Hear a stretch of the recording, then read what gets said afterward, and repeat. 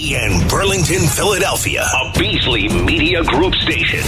Official home of the Sixers, Flyers, Union, and the best Eagles talk in Philadelphia. 97.5 The Fanatic. Good morning. Thought I'd help you wake up. It's 6 a.m. and you're listening to The John Kincade Show, Philadelphia's longest-running sports talk morning show on 97.5 The Fanatic, Philadelphia. Let the party begin!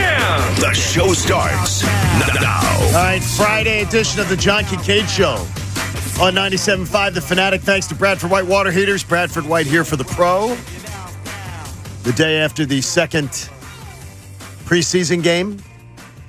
A night when the Phillies had the night off, so I can see Connor got a little more sleep, thankfully, because he's a busy man. And the Sixers schedule came out. That's it. That's really sort of about it. Fans are going to get ripped for doing the wave while they're bringing out the cart to take an injured player off the field. I have no idea, but this is what you get when you have preseason games. I think it's a product of preseason games, so you got a bunch of people going to an Eagles game to do the wave. I don't remember ever being at an Eagles game in the stands where the wave broke out. The first time I can remember it was the open practice post-Super Bowl victory. Oh, well, I don't care about that. No, I'm just saying, that's the first time I ever saw it at any game, practice, event, anything. It was strictly a baseball thing. And then all of a sudden, after the Super Bowl, it became this thing in like the preseason. Yeah, I already hate the wave. I hate it too. It bothers me more surrounding the Eagles. And I don't believe anybody had bad intent. So shut up. Nobody had bad intent. Nobody was ignoring the fact that he was hurt. I think the fans were bored into absolute a lull because that game was so terrible. And that was more like it. But a bad night at the ballpark. Look, I said it yesterday. I said it from the day he was signed. Marcus Mariota stinks. He's not a good quarterback, and you took a step back and you're back up. And I don't care that he's mobile. He's terrible. He can't throw the football. He's inaccurate. He is an inaccurate quarterback, which is the last thing we need. Jalen Hurts, the guy you want Jalen Hurts to be filled in for, if he ever needs, and he's shown you in 2 years, he's gotten injured in both Decembers. The one thing I know about Jalen Hurts is that Jalen Hurts is protecting the football at all costs. Marcus Mariota is terrible at that. He's inaccurate. And, if you just want to have him in for his running ability, they'll shut that down in 2 seconds. A number one defense, a team's first-team defense, will shut down his running ability in a second. His inaccuracy will cost you in a critical spot. He's terrible. Absolutely terrible. I have no idea, Pat, why they decided to go Mariota, but I'm just hoping for the good health of one Jalen Hurts, and I'm thrilled to see that Nolan Smith has no injury. Thank heavens, because he number 3, looks like a little menace out there. It's awesome. Yeah, it was fun to watch. Hassan Reddick Jr. there? Does he remind you a little bit of that? That's what I described him as when we were talking about him for the draft. When he was lined up, he certainly looked like that, yeah. He's learning from Hassan Reddick.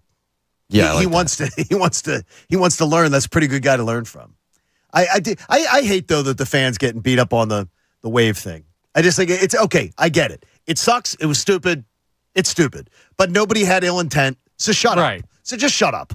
Nobody had ill intent. Nobody was trying to, mock the guy who was on the field. People are so damn sensitive. I mean, it's like, I hate the wave. I don't want to see it in the regular season. Yeah, listen, I agree with you that I don't really blame the fans. It's more of like, it's not a lack of caring. It's just they not noticing. They weren't paying attention. Yeah, but here's the thing, right? I'm so anti-wave that I'll take any argument against the wave. That's a good idea. I don't want to make it against Philly fans. Right, exactly. I just think this is a prime example why the wave shouldn't be a thing ever. I mean, I saw the most vitriol out there about how bad it was for the fans and terrible. Shut up. Shut up. Seriously. Nobody's there with ill intent.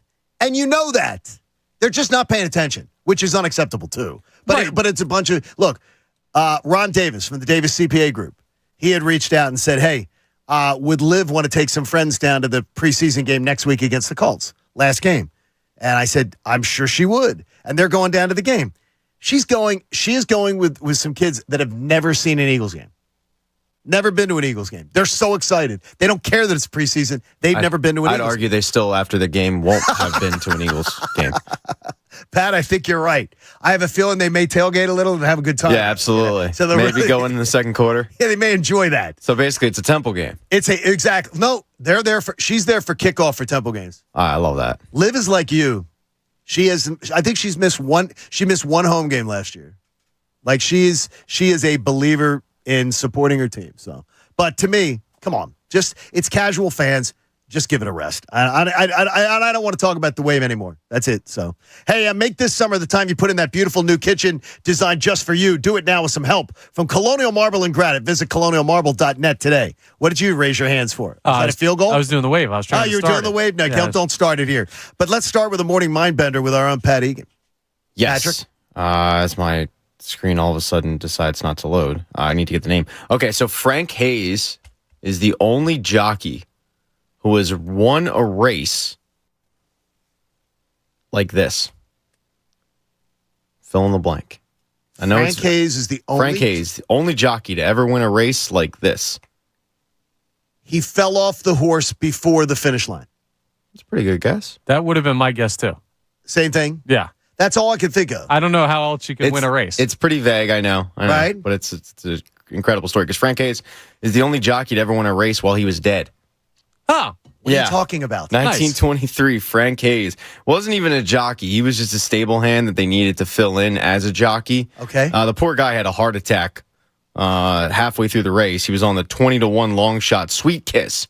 Guys, Sweet Kiss, motivated by Frank dying, ended up winning the race. And then it was like, oh, by the way, Frank's dead. So he did it for Frank. Did he? And he didn't fall off the horse? Didn't fall off. Sweet Kiss made sure that Frank rode to the winner's circle there. But great winning percentage for Frank. 1 of 1. Wow. One race done and, one race won. But, yeah. Christina's family has a racetrack, horse racing track in Jamaica. It's called Caymanas. I say Caymanas. They say it a little different with the Jamaican accent. But it is the one horse racing track in Jamaica. And so she would get to go back and see the horses, see the jockeys and everything like that. And her family also has casinos on the island. And so she learned at an early age, do not bet on horse racing. Because stuff goes on. Yeah, well. Stuff goes on. You could still win. You never know. Jockeys bet through their friends. Yeah. Horses get little pick-me-ups, Pat. Sort of. I don't know if they give them a little La Colombe. Well, yeah, if it's good enough for Lane Johnson, right? Now, how recent was this story? 1920, he said. 1920-something? Like it's like 1920. It's like 100 years ago. Okay. But that's pretty wild. Well, I'm just saying, this might be a new strategy that needs to be adopted because if I'm a horse, I'm like, get this dead guy off of me. Weekend at Bernie's faster. 3. Exactly. Weekend at Smarty Jones. One of her extended cousins married one of the jockeys. And he was quite small. But Pat, something tells me I probably have 7 inches on him in height that he could kick my backside. Oh, their forearms are. Oh my God, his forearms! I thought it was Steve Garvey. Yeah, they're and his upper arm looked like a thigh. Yeah, their arms are legit. I'd be petrified at the speed those horses go. Not a lifestyle I would want. No. I wouldn't ride the horse, but I'd cook a jockey. Come see me if you're a jockey. Really? Yeah. We'll take you over to Jamaica. I would love to see you get your ass beat by a guy who's my size. I'm telling you, these guys, all the jockeys too are like they all look tough. They all look like weather beaten. Yeah, I've seen a lot of tough 11-year-olds too. Have a scotch. That's great. I'm not too worried about that. You're that guy, huh? Hey, the Phillies open a weekend series at Washington while the Giants take on the Braves in Atlanta. Right now, your number one concern is the number one team behind you. You're 2 games up, holding the number 1 seed. Before Monday starts, before the showdown series starts, 3 games is what I want as minimum. I'd love it to be 4. Is that too much to ask? You win 2 out of 3. They win 1 out of 3 at the Braves. You have a 3-game lead going into Monday, and you got a chance to put the Giants to sleep behind you for good. That you can at least put one team out of the discussion to be able to track you down. If they leave Philly 5 games out of the wild card, 5 games behind the Phillies with then now that would be 35 games to play, they're done. They're toast. Yeah. They're not making that up. No, you're absolutely right. And even if they're not, right? Let's say you don't play well against the Nationals for some reason, but you handle Please don't do that. I know, but let's say you handle the Giants. They're going to get a bit of a taste, just a bit of a taste of what it's like, because this fan base knows what the standings are. This is a smart fan base when it comes to who you're facing and what the implications are. They're going to get a little bit of a taste of what it would be like to come here in October. They're not going to want to come back. So I'd rather them play the Giants well than the Nationals well. Heard the ticket sales are really good for that series, too, so it'll be good. It'll be a loud park, and a 9-game homestand will begin. Giants, Cardinals, Angels, 9 games in 10 days. I feel like and every other series. Ohtani. Yeah, every other series, it's like a 9-game homestand. Well, it's good. Well, we're making up for the time. And, then it gets a little more for the end in the home stretch in September. But that takes you through the month of August. But Pat, the idea of playing better against the Nats, including Sunday night, where they will play in the Little League Stadium. Well, they don't, not where the Little League World Series is going on, but in Williamsport. That would be fun. They will play at Muncie Bank Ballpark at historic Bowman Fields. That's a mouthful. That's a little too much. I'm a little worried about it because of Ranger Suarez's pitching. And the dimension's a little smaller, and that's a tight ballpark. I don't know. I haven't been hurt by him so much where I don't have faith in him yet. I don't my faith hasn't wavered, I guess. And if yours has, I get it, because he hasn't pitched. He hasn't pitched as well as probably we thought he would. He's gone through a period of, a couple of I'd say rocky starts. They're not horrible, but they're just like rough, rocky starts. Shutting down the Nats would be a step in the right direction for sure, because their Achilles heel has not been their bats. It's been their pitching. Their pitching's terrible. They said that the Nationals organization is actually going to look for players while they're there in Williamsport. They're probably going to maybe pick up a couple for the roster. It's a quad A team. You have not played well enough against the Nationals. Start acting like you can mop the floor with them. Do it. Yeah. Take care of business. Well, I mean, you played well against them this last series.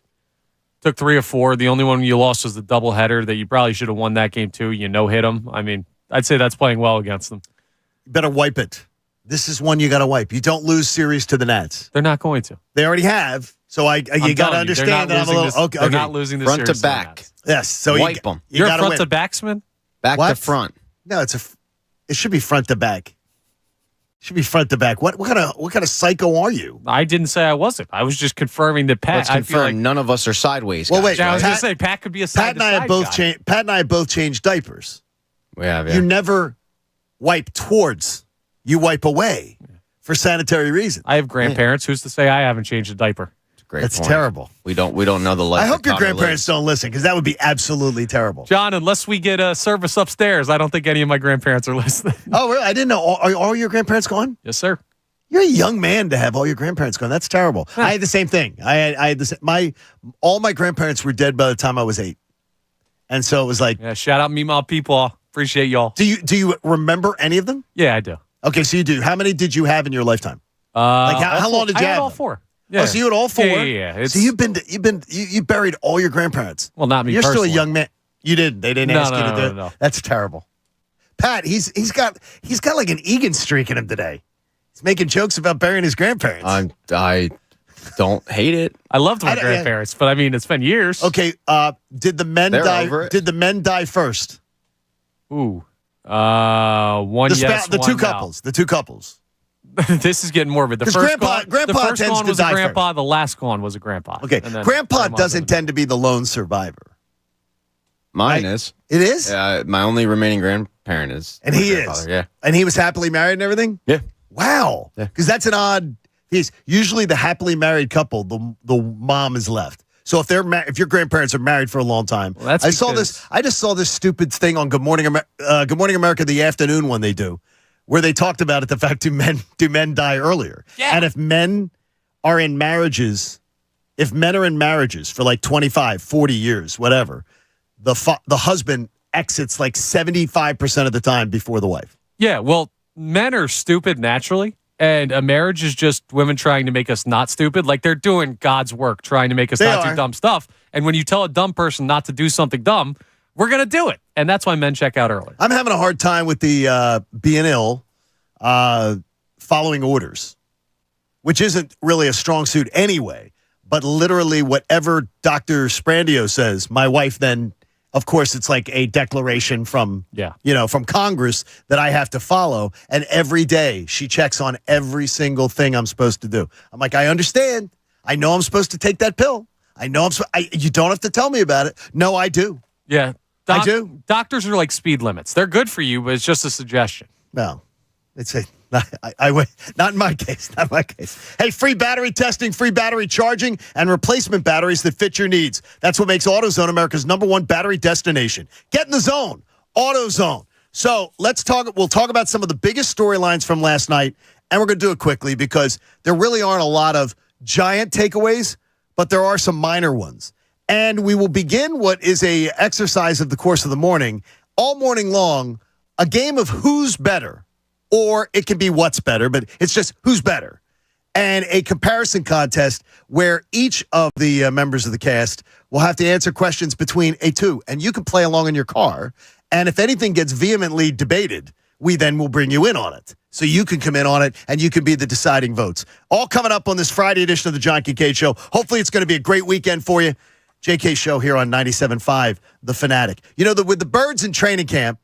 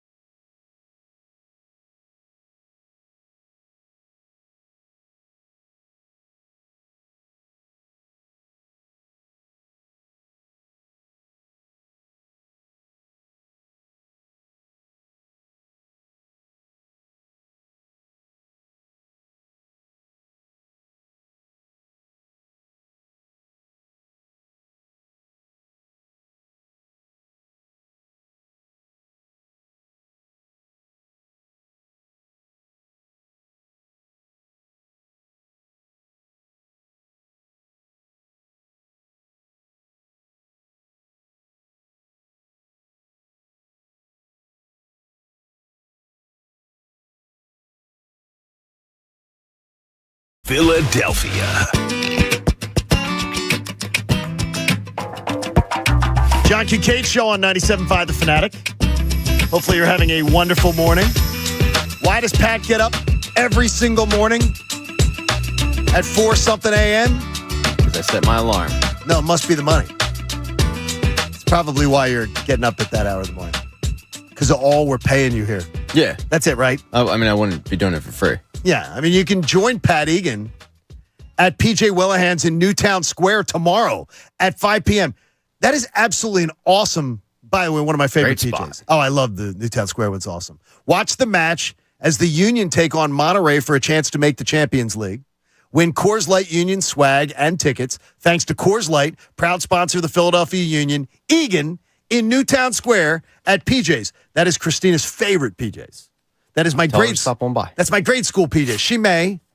Tomorrow's move-in day for live into her apartment. I think she will need to be sedated. So maybe a PJ's, a couple adult beverages at PJ's with me driving would be good. Bring the fam. She's not exactly. No, it's just the fam will now be 2, Pat. Nah, bring the fam. I can't bring Nick Foles. Bring me the Liv. fam will now be 2. She's Yeah, bring Liv. not in the fam. But she won't be coming to we won't be dragging her to PJ's and everything. I think if you explain what's going on at PJ's tomorrow, then she'll want to come. It's her first night in her new apartment. Pat, What's what she doing do you there think, as Pat, opposed what to do you PJ's? think is going to go on with 2 girls getting their first apartment? I don't know. I wasn't invited, but I'm inviting. I know what's going to go on at PJ's because I'm invited to that. Thing is, if you wanted to be invited to whatever's going to go on, I guarantee you, Pat Egan could get an invite. Dad couldn't. Yeah, no, I could. But Dad my couldn't. point Egan is, could though. Like, I know what's going to happen at PJ's tomorrow. Yeah, you're going to have fun and games. Fun and frivolity. It will be. Well, while we dupe it up. I love frivolity. Yeah. That's a great time. And Coors Light, too. Now, Pat will not be having the Coors Light, but Pat will be enjoying the festivities around Coors Light. Yeah, it's all courtesy of Coors Light. That's awesome. I mean, Coors Light's going to be flowing. They have a great crew there at Newtown Square. You're going to have a great time. So we will be playing Who's Better, and you will be playing along with us in just a few moments. All right, biggest thing I took away from last night, the little dogs are looking little good. Now, it's against second teamers, so I get it. But I loved what I saw out of Nakobe Dean. I loved what I saw out of Nolan Smith. And the fact that I was holding my breath for 45 minutes to an hour and a half, waiting to hear the words that Nolan Smith was not officially injured and that everything was okay. It was just precautionary, taking him out. Because when he went out and he went back to the locker room, I'm going, you got to be kidding me. Because number 3 looks exactly like I wanted him to look, which is Hassan Reddick Jr. Learn from Hassan Reddick. He is the same type of player. And honestly, he is a better player than Hassan Reddick coming up.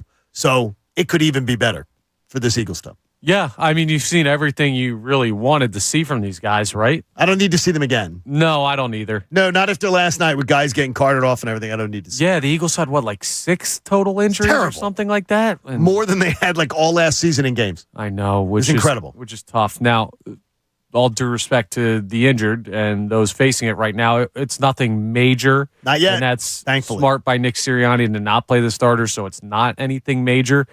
So, yeah, I'd have everybody who could possibly play in a starting role for you this year in bubble wrap for Game 3.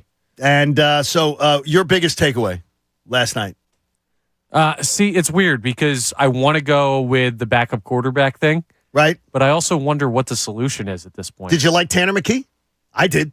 Yeah, he's a nice player. But I don't know. But I'm not going into a Super Bowl aspirations season with Tanner McKee as my backup. I can't go in with, I just can't. I'm not, they're going to go in with Marcus Mariota because they made that decision to do so. But to me, I can't go into the season doing that. I mean, I'm not going to go in with confidence that if anything happens to Jalen Hurts, it's honestly, it's going to make me throw up in my mouth. Well, knowing that he is the safety net, he's terrible. No, I got you. You just got to hope that this whole, what we've been hearing all offseason about pocket presence improving and there's just another jump that Jalen Hurts can make as a passer, that leads him to being more protected in the offense and that less chance for injury leads to a healthier Jalen Hurts and we don't even have to worry about it. I don't want to obsess on the backup quarterback today, no. Though, but it's not like something, I'm not being revisionist history. I'm not being I've been saying this since the day they signed him. He's a quitter. Yeah. He quit last year on his teammates in an NFL season. Well, and to me, that is horrendous That is horrendous character. That in the midst of a season, that you have a minor little knee thing going on, and you're the starting quarterback. It doesn't hamper you from practicing. It doesn't hamper you from playing. And then they say, look, you're not doing very well, so we're going to let Desmond Ridder play this week. We're going to start Desmond Ridder. And you say, yeah, well, I'm going to go have a surgery then. Yeah. That's quitting. I don't give a damn about that remotely. Like that doesn't factor into this one iota to me. What I care about is his ability to complete passes and make plays for the Philadelphia Eagles, which are low if you're judging by what you've seen so far. Pat, what's your biggest takeaway you took? Oh, man. There wasn't a whole lot of takeaways. I know, because you scan these things, because you say you do not put a lot into it. Like 2 series, that's about it. I don't know. I mean, Nolan Smith did look, oh my God, was out there trying to make an impact. Love 3. That's about it. I love the 3 too. Yeah, I think it's a pretty cool number for a defensive player. I think that's going to be fun. I think it's going to be fun. Yeah, here's my one. Zach McPherson is a special teamer and nothing more. And hopefully he's not. Hopefully he's not really injured. Yeah, but like when he was in the game, no, he was at first drive. It was completion. Who was coverage? Zach McPherson. Completion. Zach McPherson. Yeah, he's a special teamer. All right. Well, so those are some of our thoughts on this. Now it's time, and Haley, come on around for this. We're going to play this all morning long, and so you play along. It's a Friday in the summer. I want you to play along with us. It's a game of who's better. Or what's better, but we're just going to go, who's better?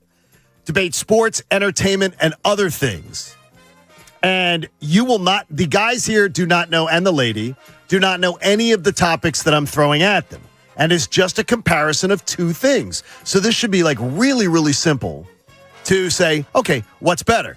But I tried to pick things that I thought people would seriously debate and maybe get a little passionate about. And I'm shocked at some of the things around this radio station that people get very territorial about. Oh, yeah. Very passionate about. And Connor, you're the perfect person for this game. I can't wait to get riled up. Okay, you're going to get a little riled up. All right, Haley, welcome in. Thank you. Glad to have you. We're going to start very simple. And Pat, I'm going to one of your wheelhouses. The better breakfast side. Is it sausage or is it bacon? Pat, sausage or bacon, who's better? This isn't even a contest. It's bacon. What are you talking about?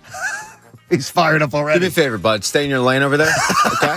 Pat is sort of. I don't think you've had breakfast in like 10 years. I got invited into this lane when he brought this up. No, you merged without using your blinker. All right? Blinker. Get out of here. Talk to me about bacon. It's salty, crispy, deliciousness. Beautiful. It's crispy. It's the everyman's food. What don't you like about bacon? You go sausage. See, I'm not a crispy guy that much, and sausage is elite. If you're doing a breakfast sandwich, bacon's a terrible topic because you don't get the coverage you get with sausage. Like a sausage patty is like a burger. Except if you go side. But he never said but that's anything. part of it. Yeah, he never said anything about breakfast sandwiches. no, he said side. I understand, but a breakfast sandwich is a combination of a breakfast in a sandwich, and the sausage. Haley, where do you fall on this? I'm a bacon person who likes sausage. Over bacon? I mean, seriously, I'm shocked at this one. Sausage is elite. I thought this one had a chance, and I put it out there. I thought this had a chance to be like a clean sweep. Everybody would go bacon. I'm really disappointed in Connor, to be honest. No, see, bacon has fooled you. Big Bacon has pulled the wool over your guys' eyes because, I don't know. Pigs don't have wool. 8-10 years ago, bacon became this mainstream, it's the greatest food ever. It's not. They're fooling you. Sometimes it's too crispy. Sometimes it's too chewy. And it's always delicious. No, bacon's easy to mess up. I've been here with bacon. Don't sit there and play 10 years ago. We're in the breakfast bracket. Waffle, pancake. Oh man, that's who's better? Really tough. Because it really depends on any, what day I'm choosing. I'm gonna go with pancake though. He's going with pancake. That's a social Haley, choice, you want to join Pat or you want to go oppose Pat? No, I joined Pat. Pancakes are the better breakfast option. I said this yesterday on the YouTube chat, so shout out YouTube chat. Hey, YouTubers. Hate waffles. You hate waffles? Yeah, they're just disgusting. Wow, I love waffles. I don't like the texture of it, how they look. Disgusting. That's insane. That's terrible. That's insane. Nice. The waffle take is insane. That's ridiculous. I hate waffles. All right, so we have two for the pancake. I'm a waffle guy, but here's the reason, right? I'm a big syrup person, and the waffle holds the syrup significantly better than the pancake. Can't argue that. That is not a bad point. I mean, it's and just Pat, more you functional. love. I waited to see where you'd fall on this one because I threw this one at Pat because I know he likes both items. Very, very much. Yeah, it really is a Sophie's choice. The other day I had a waffle, but like, I could go for some pancakes now. It's really difficult. Yeah, See, pancakes now are you're bad. hungry. Now, see, I think How long will Pat take to get on the app and get breakfast delivered? Here's the thing: you're gonna get more variety with pancakes. Yes, that's true. But waffles, if you just on their surface, waffles might be better just plain. If you're looking for the plain item, waffle might be better, but I'll go with pancake for versatility. Got Pat involved early, getting him fired up and ready to go. This one plays a little more towards Haley because we know she likes to put young Chinese children to work in the sweatshops. Jerseys, Yes. replica or authentic as a fan? I prefer authentic, but if it's with my money, I will get the replica. You only have to choose one. What's better? Who's better? Authentic, obviously. The longevity of it will last longer. Connor? Replica. Why is your theory on this one? I have a Because- feeling it might be mine. I don't really like the jersey is nice to get. And then the second you get to a game wearing it, you're not thinking about the jersey anymore. Like, I don't want to worry about, I'm going down to the link. The guy behind me spills beer on it. Right, this is an authentic jersey. Like, you're not wearing this to a 5-star restaurant. You're wearing this to the link. You're wearing this to Citizens Bank Park. You're wearing this to the Wells Fargo Center. Like, I don't need to dress up for that. I just need a quality replica. I think I know where Egan goes because of his love of the jersey. Pat, do you fall authentic or replica? I will go with authentic. Wow, you shocked me with this answer. Yeah, I think it's. I mean, in terms of hockey, you can't go fake. No. Got to get the real sweater. But then I would go with like basketball. I think it's the same thing, and baseball. I think it's the same thing. Football, I go like fake all day. I think the basketball on most people looks terrible. Like the people wearing basketball jerseys looks terrible.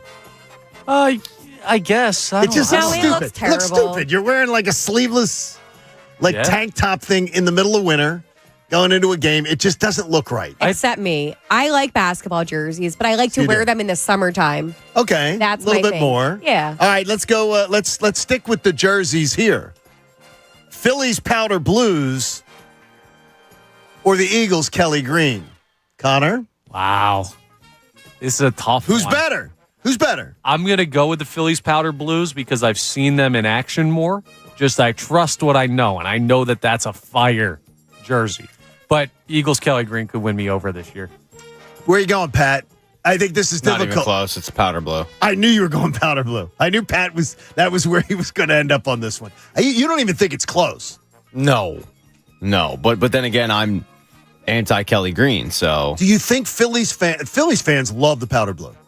they do. I mean, when you that go now- to games, sometimes it's I swear sometimes it seems like it's 50-50. Yeah, I talked about my Sophie's choice there with the pancake waffle, but this truly is a Philly sports Sophie's choice for many of our listeners out there. Somebody may be really passionate about this one, because that is one that people will fight over, the Kelly Green. So where do you fall, Haley? Are you going also? powder blues? 100% powder blue. I'm not a huge fan of the Kelly green.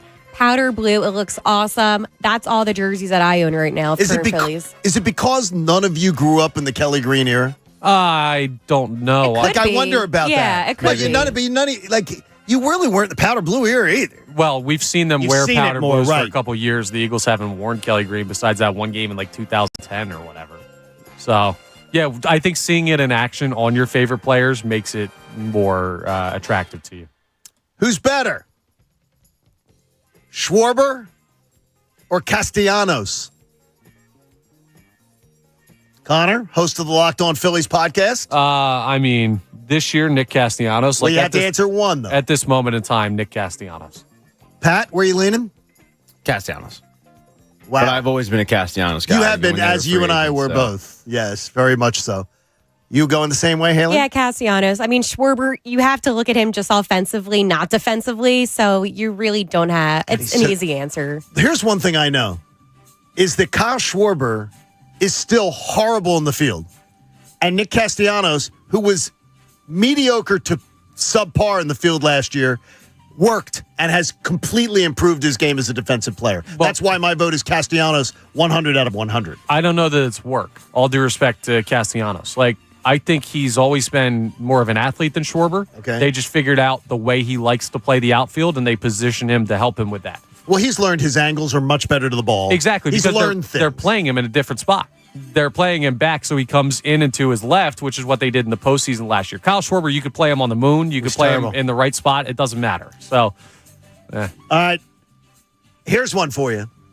Donovan McNabb, Randall Cunningham. McNabb, not even close.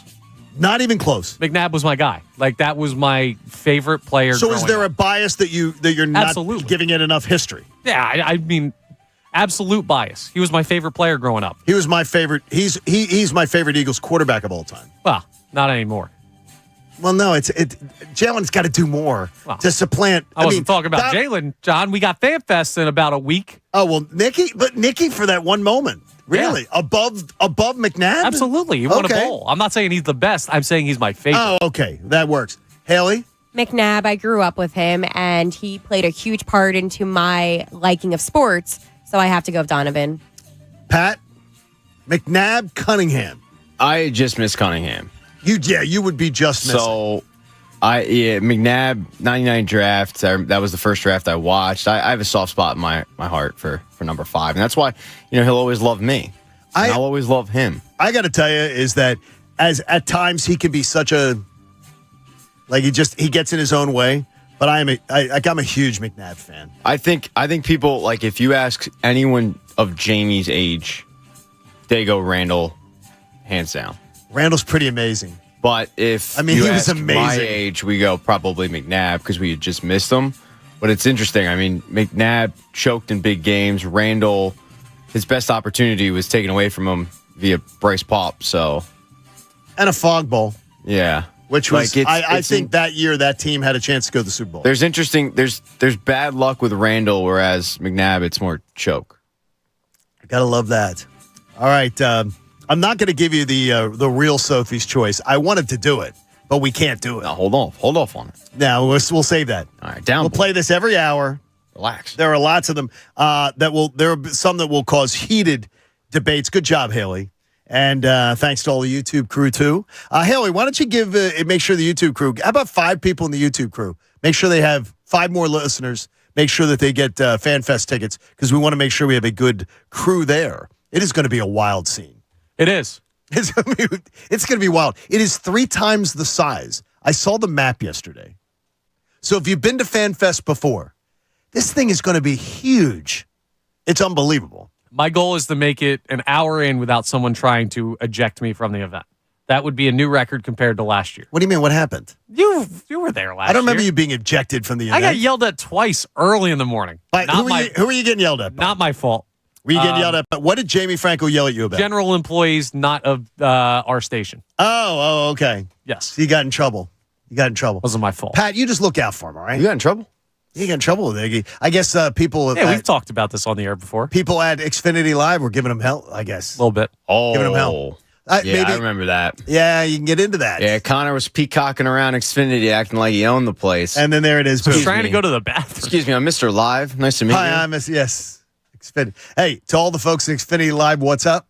And give Connor hell if you have to. Please hey, don't. Odds, bets, slots, and games all coming together in the palm of your hand. Bet sports and play your favorite casino games for real money. You got to be 21 and in New Jersey, Pennsylvania, or Ohio. If you have a gambling problem, call 1-800-GAMBLER. Coming up, in Pat's point of view, he's oddly happy that something negative happened around the Eagles. What?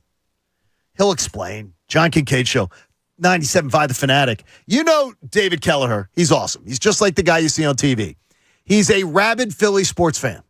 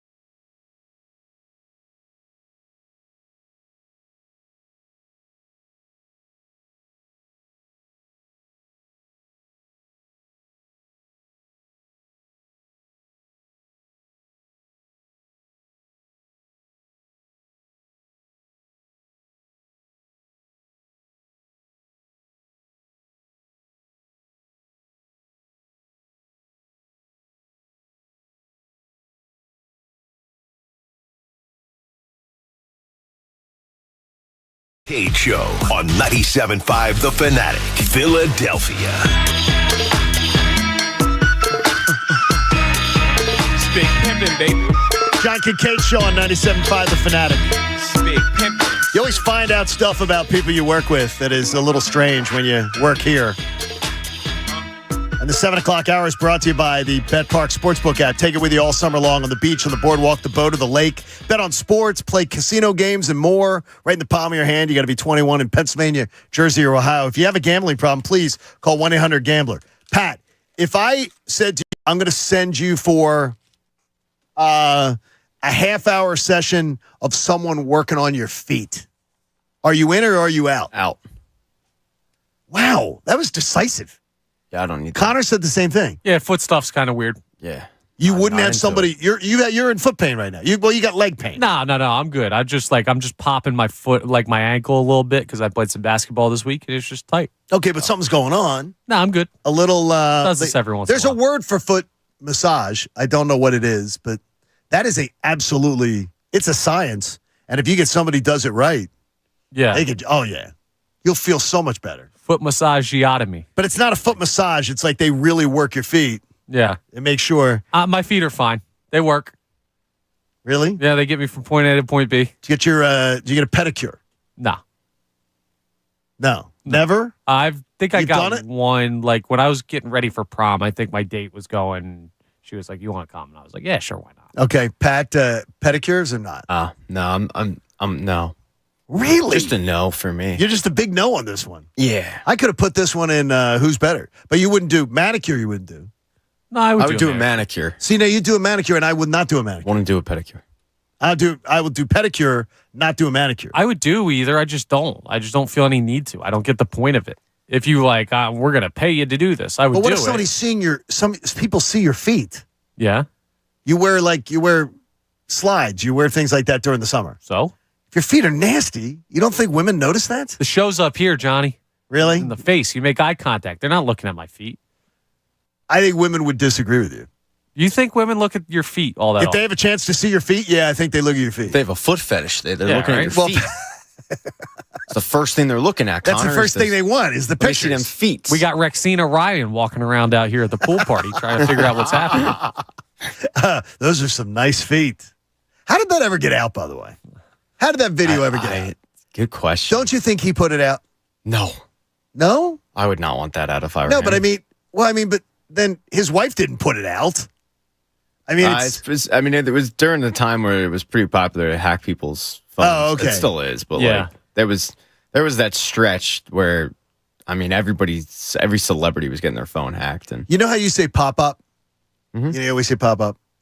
How are people getting hacked on Facebook? Because I swear, I probably post 50 times a year on Facebook, something like that, maybe once a week, something along those lines. But it seems like either all my classmates or friends or family members are getting hacked. How do you get hacked? How bad is your password if you get hacked? Well, people are dumb. You click on stuff you're not supposed to, or you have your password a bunch of different places, and they find it in one place, and then all of a sudden they can use it other places. Like, I don't know. all your passwords are on the dark web. Yeah, It's for not sure. that- it's All not- of them are on the dark web? Just be glad it's not your internal it's- organs. It's not that hard to find. Pat, is find it out your password. www.darkweb.com? I don't know how to Could get you on help the me dark get to web, it? but I know that's where hackers buy the passwords. It's dark web. It's darkweb.org. That's how it's sneaky. Is Most they keep people it go like to that? web. Yeah, and then Like you're I've gotten thinking, emails before, like shady emails that are like, "Oh, we know your passwords. Fill in the blank," and the password's not oh, yeah. the password for that particular account, but it is a password I've used before. Wow, I click like, on oh, the. okay. I always go up and see who sent the email because it'll say Facebook, Visa, Apple, and then you see it's some website that is not. It's not. I think it's pretty easy not to get hacked. Well, look, if they figure out your password, it's not. Well, I mean, if they The problem too is every website now. If you do these unique passwords for every website, every time you sign in, you're gonna have to do a forget your password because you forgot it. I like the dual authentication. I didn't like it in the beginning. I like it now because no one's hacking you. No, I hate it. You're bothered by the extra step. I've been doing dual authentication or whatever it's called, and I got hacked last winter and got a bunch of money taken. You know what? I don't care about it anymore. No. You didn't get hacked on a dual authentication. Well, no, I use it some places, and I got hacked a bunch of places, and they found this password. I don't know. Bottom line, you're going to get hacked. I don't really care. I'm just going to make it as easy as possible for me to log in. I have a friend whose account got hacked. Okay. They went in, changed her email and her phone number, and now she can't get into her account. That's what happened to me. That happened on her Facebook. That happened on Netflix for us last year. And then all of the shows that were on the Netflix account, on Christina's Netflix account, were like Korean cartoons or something. Love that. Like the anime type stuff. Like she can't get. I mean, Facebook won't respond. She can't get in. Really? It's just.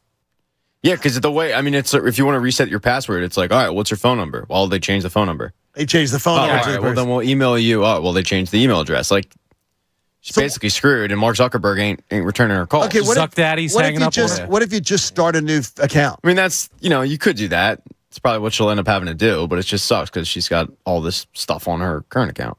So, well, can she still have access to the current account, like see it? Through somebody else. Yeah, I'm telling you, I know, Pat, where you sort of fall. I've sort of fall Facebook a cesspool. Oh, it's horrible. I've said it before, and I've gotten grief from a couple people on emails. I liked my friends and family more before I knew their opinion on every single issue. Like when knowing everyone's opinion on every issue drives me crazy. Yeah, they're very. I don't care what your opinion is on this issue and this issue and this issue. You don't need to preach it to me on Facebook. Yeah, it's way easier to know like people when you don't know everything about them. Yes, and you just like them for who they are. Yeah, it's like, okay, this guy's fun to have a beer with. I don't need to know anything more about you. You literally have people on Facebook who'll be like, the stupidest people in the world voted this way or support this guy. And I'm like, okay, well, then half your friends probably do. Like, I don't care. The Eagles play in a couple weeks. Yes. I'm zoned in on this. That's what we're worried about. Come on now. Need all of you. Now, in Pat's point of view, I'm very surprised he finds something that wasn't a positive to be a positive. This is Pat's point of view. Here's Pat. Hi, guys. Okay, this is a little strange. It is strange. Get after it. It is, but, it's the preseason, so we're getting weird. All right. I was watching last night, which I hated myself for. And the Browns go right down the field and made it look pretty easy as they picked on Zach McPherson. But even before they started realizing that Zach McPherson has trouble playing football, they were moving the chains pretty easily. Sure. And I went, all right, if there's one thing to take away from this, good. Because hopefully this is a wake-up call to Sean Desai, guys like Jordan Davis, guys like Nakobe Dean, of, oh, crap, we're having trouble with the Browns' second unit. There's like no starters on this Browns offense right now, and they're moving the ball down the field with ease. All right, like this isn't going to be maybe as easy as we thought. The Eagles, I'm not worried about it because the Eagles' defense that they threw out there, the majority of them are not starters. Correct. There's a couple. I mean, sure. And I just named them. But for a guy like Desai, who's going to be, a first-year defensive coordinator with the Birds, for a guy like Nakobe Dean, who's going to be commanding that defense and handling it, but he's a first-year starter. For a guy like Jordan Davis, who's going to his second year, and Jalen Carter, who, I mean, the hype over one almost sack video from the first preseason game, like, good. Like, these guys maybe got a little bit of a reality check that it's just not going to be a walk in the park. It's not going to be easy. Because I got to be honest, you go into that game, you probably dominated them for the majority of joint practices, and you probably thought it was going to be the same thing when the game actually happens. And then it's a wake-up call of, oh, crap, we're not getting dominated by Deshaun Watson here. We're making this backup quarterback for the Browns look like a legitimate NFL QB. So a teaching moment. So, and that's what the preseason should be. It should be a teaching moment, and hopefully they use this as a little bit of motivation of like, all right, you got to bring it like every single game. Now, second teamers, you were going up against mostly second teamers on the offensive line and everything for Cleveland. Yeah. You saw how many times Nakobe Dean got in the backfield. He shoots through. He is really, now that's second teamers he's going up against. So we need to see him against first teamers. But damn, he's explosive. And he's disruptive. And I do worry about the size. Yeah. But at the NFL level. But he played in the SEC against the best athletes in the country. Right. So I'm not concerned that he's, gone up against tomato cans most of the time. It's kind of Hurts-esque, a little bit lower down and obviously in a much less important position with him where it's just like, yeah, there are certain tangible things that you look at where it's like, does he have the arm strength? Can he make this throw? But you don't worry about the intangibles, and I feel like more often than not, that turns into a pretty darn good player.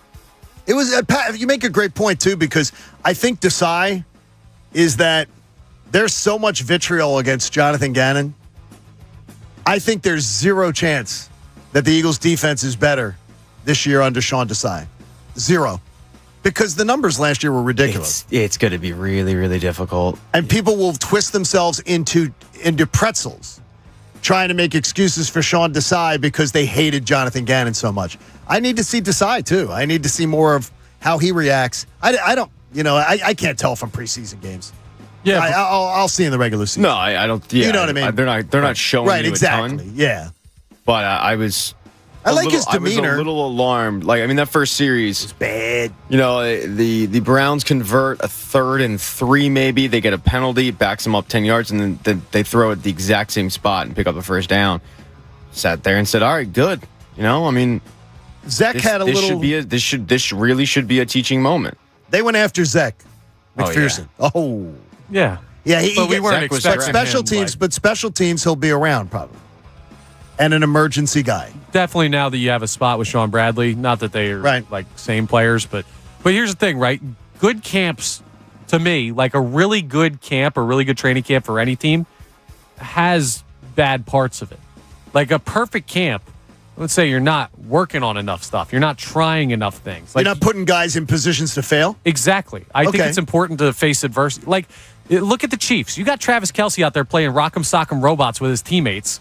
That's more dramatics off the field and everything, but the intensity of a team that should be playing for something, like the Eagles are hoping to play for, should lead to these questions of, is this guy good enough? Oh, that didn't look great. If we're not having those conversations, I don't think they're pushing the players enough. So I like how Pat's approaching it as, okay, this is showing things you need to work on before opening day. So, Pat, you turn a negative into a positive. That's what I do. That's what you do. You call me Patty Positivity for a reason.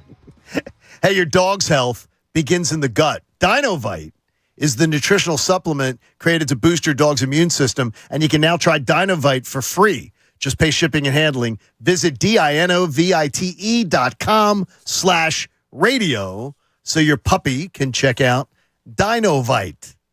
How's J-Roll been doing with all the thunder and stuff like that, okay? He's been all right. He's not bad with the thunder? I feel bad for him. He's not horrible, but he's not comfortable. Nikki Foles doesn't like it. She don't like it. And she doesn't like our oven. Our oven your oven's haunted.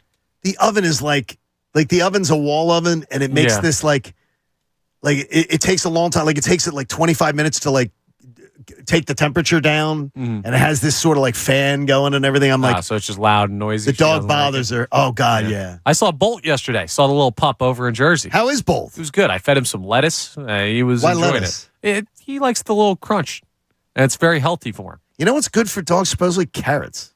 Yeah, they he eats frozen blueberries. You're not supposed to. I didn't think you're supposed to give a dog blueberries. I don't know. Well, he's been eating a bunch of them. He seems fine. I didn't think I thought blueberries were something you didn't give dogs. I don't know. Maybe. I think dogs. I have a theory on dogs that they can eat a lot more than people tell us they can eat. We're very coddling of our dogs because we love them and we should be. But I think dogs can eat whatever. They're descendants of wolves. How about peanut butter, Pat? Peanut butter for J-Roll? Oh, yeah, he loves it. Oh my God. Yeah. Dogs love it. If we empty out a jar of peanut butter and then let him we'll throw it on the ground and he'll tear it up. Does he put his paws on it and tear into it? He gets into it. Yeah. Oh yes. That's great. I love dogs. I absolutely love dogs. It's just so much fun to see them be happy. I'm going to say one thing that made me happy last night with the Eagles in a preseason game where I didn't care about the outcome much and everything like that. I really loved, and if you watched the first quarter into the second quarter especially, I loved the fun that the Eagles receivers were having, the Eagles offensive linemen, the veterans that weren't dressed for the game. When Zacchaeus makes the catch and run, you got You got A.J. Brown and Devontae Smith running up the sidelines to cheer him on, laughing and joking and pointing to him and everything like that. I saw Jason Kelsey working with some of the offensive linemen on an iPad on the sideline. Like, to me, the way the veterans on this team were bought into that game last night, as far as the ones who weren't dressed, and they're paying attention to what's going on and cheering on the guys, and when they come off, they were actually teaching on the side. And I'm sure it's probably happened in the past for a million teams, and maybe I didn't pay attention to it. But last night, it was overwhelming. And to me, that speaks to the culture that Nick Sirianni has created. And his Ted Lasso routine, at this point, it's got to be genuine because he's carried it on too long. But boy, do his teams buy into it. They are a unified bunch that cares about each other, that is rooting for each other. I loved seeing that last night. That was the happiest part of the game last night for me. Yeah, it's awesome. This team is amazing. Like, we love the Eagles, so to see them love each other as much as we love them is great. And like in Madden, you have a couple rankings. You have your offensive rating, your defensive rating, and your overall when they rate teams in the video game. If the Eagles had like a vibes rating below that was also shown, it would be like a 101. Oh, yeah. This team's vibes are better than maybe, I don't know. It's too early to say better than any other team, but knowing what they came off last year and knowing that they trust the quarterback to do it again, and now you have the future ahead of you with Hurts, how could they not be excited? Okay, you did not know where I was going with this next, but you just sort of went there. And I'm going to put it to Pat first. Pat, the vibes, the feeling around this team, the unity of this team. If you take the Eagles Super Bowl championship team out of the mix, which, by the way, I don't think had the same vibes as this. Overwhelming, like the sort of like the team all together vibe. Who's a Philly team that you think you looked at them and you said, okay, that team has that vibe? Oh, and is there one? Man, I mean, last year's Phillies team, I felt like was united like that. When, though? Philly hated that team in September last year. Yeah, but then you know what October I mean? happened. Right. And that's I think when you saw that maybe the team was more united than they were letting on. But I mean, the way that like they just, the Gene Segura single to win the game against the Reds, the bat spike from Reese, like all of a sudden personality, the bat spike against the Braves, against the Braves, right? Yeah, like all of a sudden these personalities started coming out because you saw how much it meant to them, and it wasn't just a business as usual approach. And it was led by Bryce Harper, who hits the biggest home run of his career. Oh my gosh! Had like the calmest reaction in the world to it, which made it even cooler. I think, yes, you're right. September, it was a frustration of the Phillies because it was, here we go again. But October happened, and all of a sudden it was like, wow, these guys really, like, they gel with each other quite well. Now somebody will say, well, wait a minute, every championship team has those vibes. I don't buy that I don't buy it. Have you seen The Last Dance? Yeah, seriously, I do not buy that at all. Is that, look, if you see the locker room celebration after a team wins, and they're all dancing around and celebrating and everything, that's different. That's not the day-to-day. This team day-to-day has that vibe. I loved the way the 7 to 9, 07 to 09 Phillies vibe was. Yeah. And then I thought the 10 and 11 vibe was off. Because I think they just went like buy mode. Bring in new guys, bring in different, like it got too transient. Too Yankee-ish. Yes. Where it's mercenaries yes. that weren't built through this culture that are now here just to focus on winning and not necessarily to connect. And also to jump on and also to jump onto a train that was already very successful. I disagree with you guys. Really? I mean, I think they ran into really, really hot teams in the playoffs, and that's the proof is in the pudding of that because those teams that they lost to ended up winning the World Series. What proof is in pudding, Pat? Like I mean, you're going to throw around these analogies. I mean, what do you like? I'll look up the the where that go to jello.com because I mean it's like but I didn't get a sense during those eras that like there was a vibe that was all during when the year after the Eagles won the Super Bowl and they came back. That vibe I felt like was way off. You thought it was off? Yeah, you start off with Nick Foles. He doesn't play that well. Carson has to come back early from an injury that he came back like a month early from it. It just, nothing felt right about that season. You're running it back, but it didn't feel like you were running it back. That felt weird to me. 2010 and 11 team felt like a coronation to the playoffs. I mean, they won over 100 games. The core was still there, and the core was homegrown. You've never heard of a Hunter Pence talking about coming into the locker room and it being a weird vibe. No. I'm just saying for my vibe as a fan with them. Like, I didn't see them as the same team. But there was a huge difference because in 2008, if you remember, second game of the season in 08, they get booed off the field. In the second game of the regular season. This is right after they go to the playoffs for the first time in 13 years. They're getting booed. Their closer that year, they start the season off with their opening day starter, who was the closer in 07.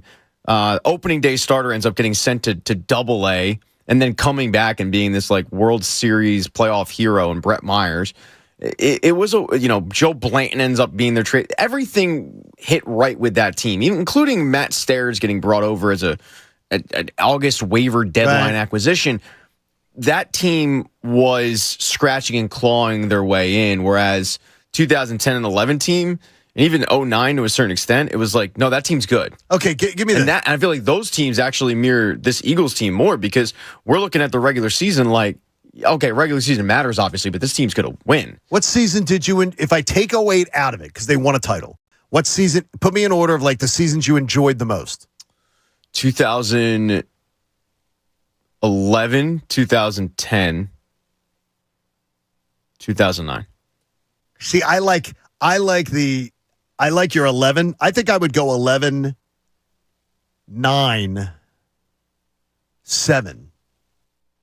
Like I'd go 11, 9, 7. I can't say I enjoyed the 07 season. I enjoyed the last. It was almost like last year. I enjoyed the last 6 weeks of the 07 season, but other than that, it was chaotic and hectic, and there was a lot of anger and curse words. Did I enjoy it? You were a young man to be cursing that much. I enjoyed the ending of it. I didn't really enjoy the that's what that was last year, right? 140 game lead up. Yeah, you're right. But they didn't win a series. But exactly, and that's the thing. And the 07 team gets swept by the Rockies. Stupid Kazmat. Never should have happened.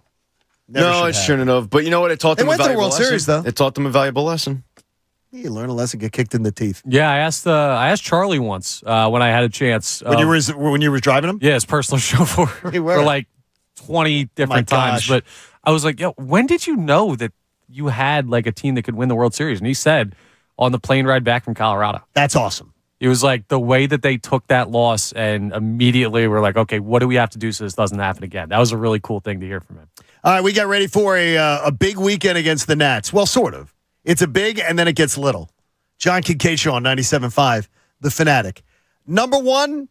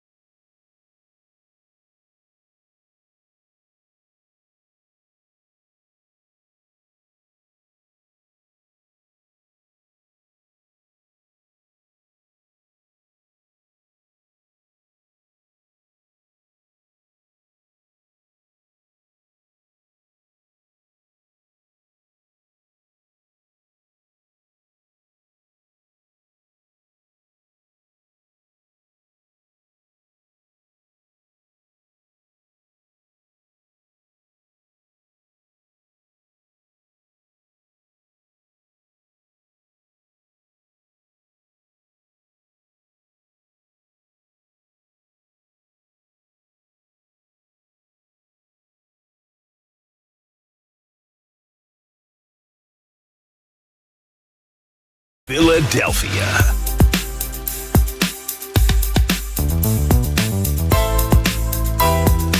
John Kincade Show on 97.5 The Fanatic. Hopefully you're having a fantastic Friday. The Bet Park Sportsbook is where odds, bets, slots, and games all come together in the palm of your hand.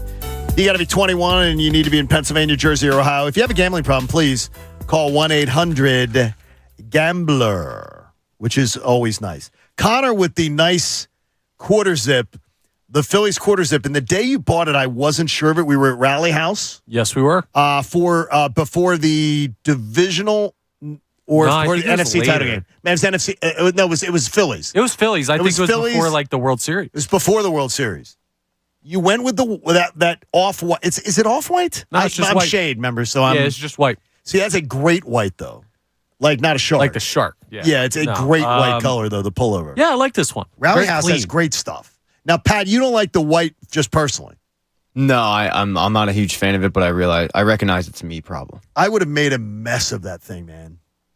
I would have absolutely I would drip too much on it or spill. What do you mean? Drink it. Well, I'd be drinking my iced tea and I'd splash it. Okay. I would be. I've already got. Yeah, I got a little on my shirt already today. You know, it's like even the tumbler isn't the best. That's the thing. This tumbler I use leaks as well, but I just do water. If I get it wet, I'm okay. It's a nice little dry fit, John. That is very nice. Then. Yeah, I don't eat in it. Like if I do, I'll take it off. Did you? There was a comedian that we saw down in Atlantic City, my wife and I, who did this thing about how dry fits, the guy has to have at least a flat stomach wearing dry fits. He was saying that guys look terrible in dry fits. Yeah. I think dry fit's great. No, dry fit is great, but it's like if you're going to wear a form-fitting shirt or a tighter shirt, being in shape makes it look better. Do you think they're, I don't consider them that form-fitting, at least from like Under Armour or something like that. More than like a baggy t-shirt. Yeah, exactly. Yeah. Well, I'm a little concerned about dimensions, and that's where I was getting to.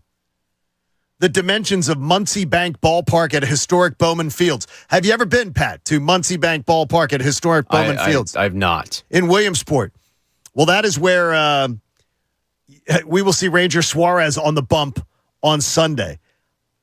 I'm surprised because when we talked about this last year, I thought this sounded like it's going to be cool. It's going to be interesting to watch it. It'll be different kind of broadcast and everything. But I'm a little concerned. The dimensions are a little tight.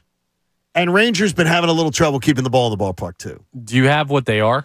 What the dimensions are? I think it's 331 down the lines, and that's not far off from Citizens Bank Park. Mm-hmm. Okay. I mean, you already play in one of the more hitter-friendly parks in baseball. I'm not overly worried about it. I'm a little concerned. I am a Ranger Suarez fan. You're not playing the Braves. You're not playing the Dodgers. It's the Nationals. Yeah. You should still be okay. I just want to see if we can keep this, keep this roll going. Because I want by Monday morning when we're coming in, getting ready for this Giants series, which is a mini playoff preview. Connor's still believing that the Giants are going to be there. I do not believe they will be there because of the schedule. I just think the schedule screws them. But I want a 3-game lead minimum going into that Giants series. If it's a 4-game lead going into that series, you could literally bury the Giants. You might be able to help bury the Giants out of the playoff race, considering what the Braves might do to them this weekend, what you can do to them, and then what the Braves might do to them the next weekend. Yeah, I don't know if I want to bury them out of the playoff race, though. Why is that? Because I look at some of the teams that are like the Padres are kind of on the fringe. The Diamondbacks are on the fringe. Those teams aren't dead yet, and those teams are better. Padres are 5 games under 500. You can't talk about them being in the race. I'm just saying, like, if you push these other teams out and you smoke them, and the Giants have a tough schedule, maybe the Diamondbacks make a late push for a wild card. I'd much rather play the Giants than the Diamondbacks. So I see the Giants as a beatable team. So I'd rather play the Diamondbacks here. I'd rather play anyone here, I'm saying. But they don't play the Diamondbacks well for some reason, usually, but they did this year in Arizona. If you're telling me who you want to come to Citizens Bank Park between the Diamondbacks and the Giants right now, I'm taking the Giants. I want a 4-game lead by Monday, a 3-game lead, I'll take it. But, Pat, 3 teams in the Central now are within 2 games of each other. Milwaukee has just pooped themselves against the Dodgers. And so now the Cubs and the Reds are 2 games out. It's incredible because they did the exact same thing last year. They just crapped the bed. This year they didn't sell off, though. which is weird. You know what I mean? Yeah, but it's just, I don't know. There's something up with that locker room. I mean, is Cubs, Reds, if I said to you right now, you get to pick one team to end up being they'll be the 3 seed out of that group, and so you're gonna avoid them anyway. But you get to pick then, and the runner-up in the division is going to be your playoff opponent, most likely.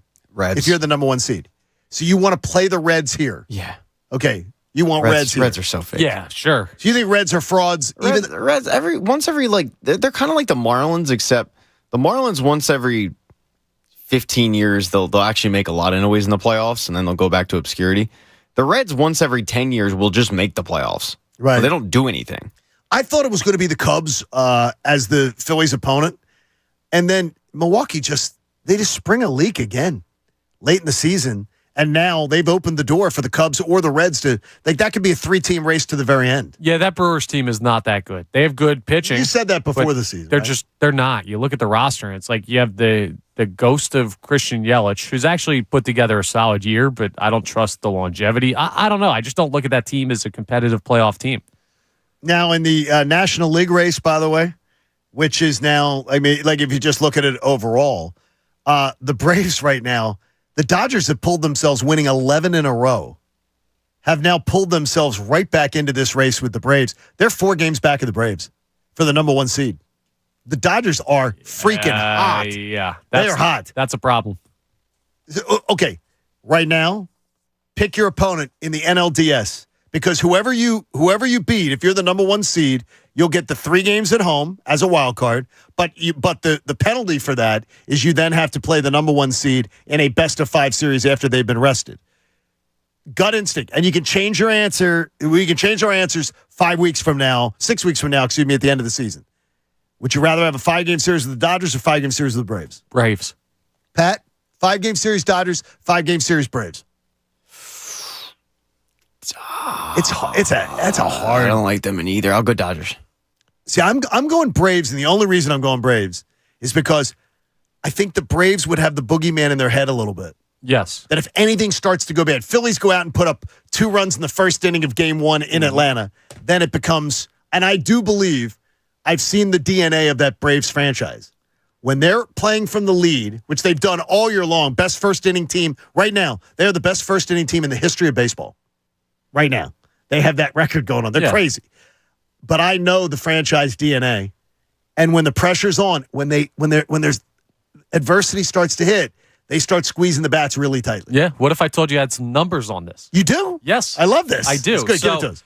Over the past 3 seasons, so this is back to the start of the 2021 season, Phillies have played the Dodgers 19 times. They're 8-11. Okay. They've played the Braves 48 times, obviously being in the division much more. They're 22-26. So those seem comparable. No, I'll take the Braves numbers. It's a .458 winning percentage against the Braves. It's a .421 winning percentage against the Dodgers. They've had more success against the Braves. They beat them in the postseason last year.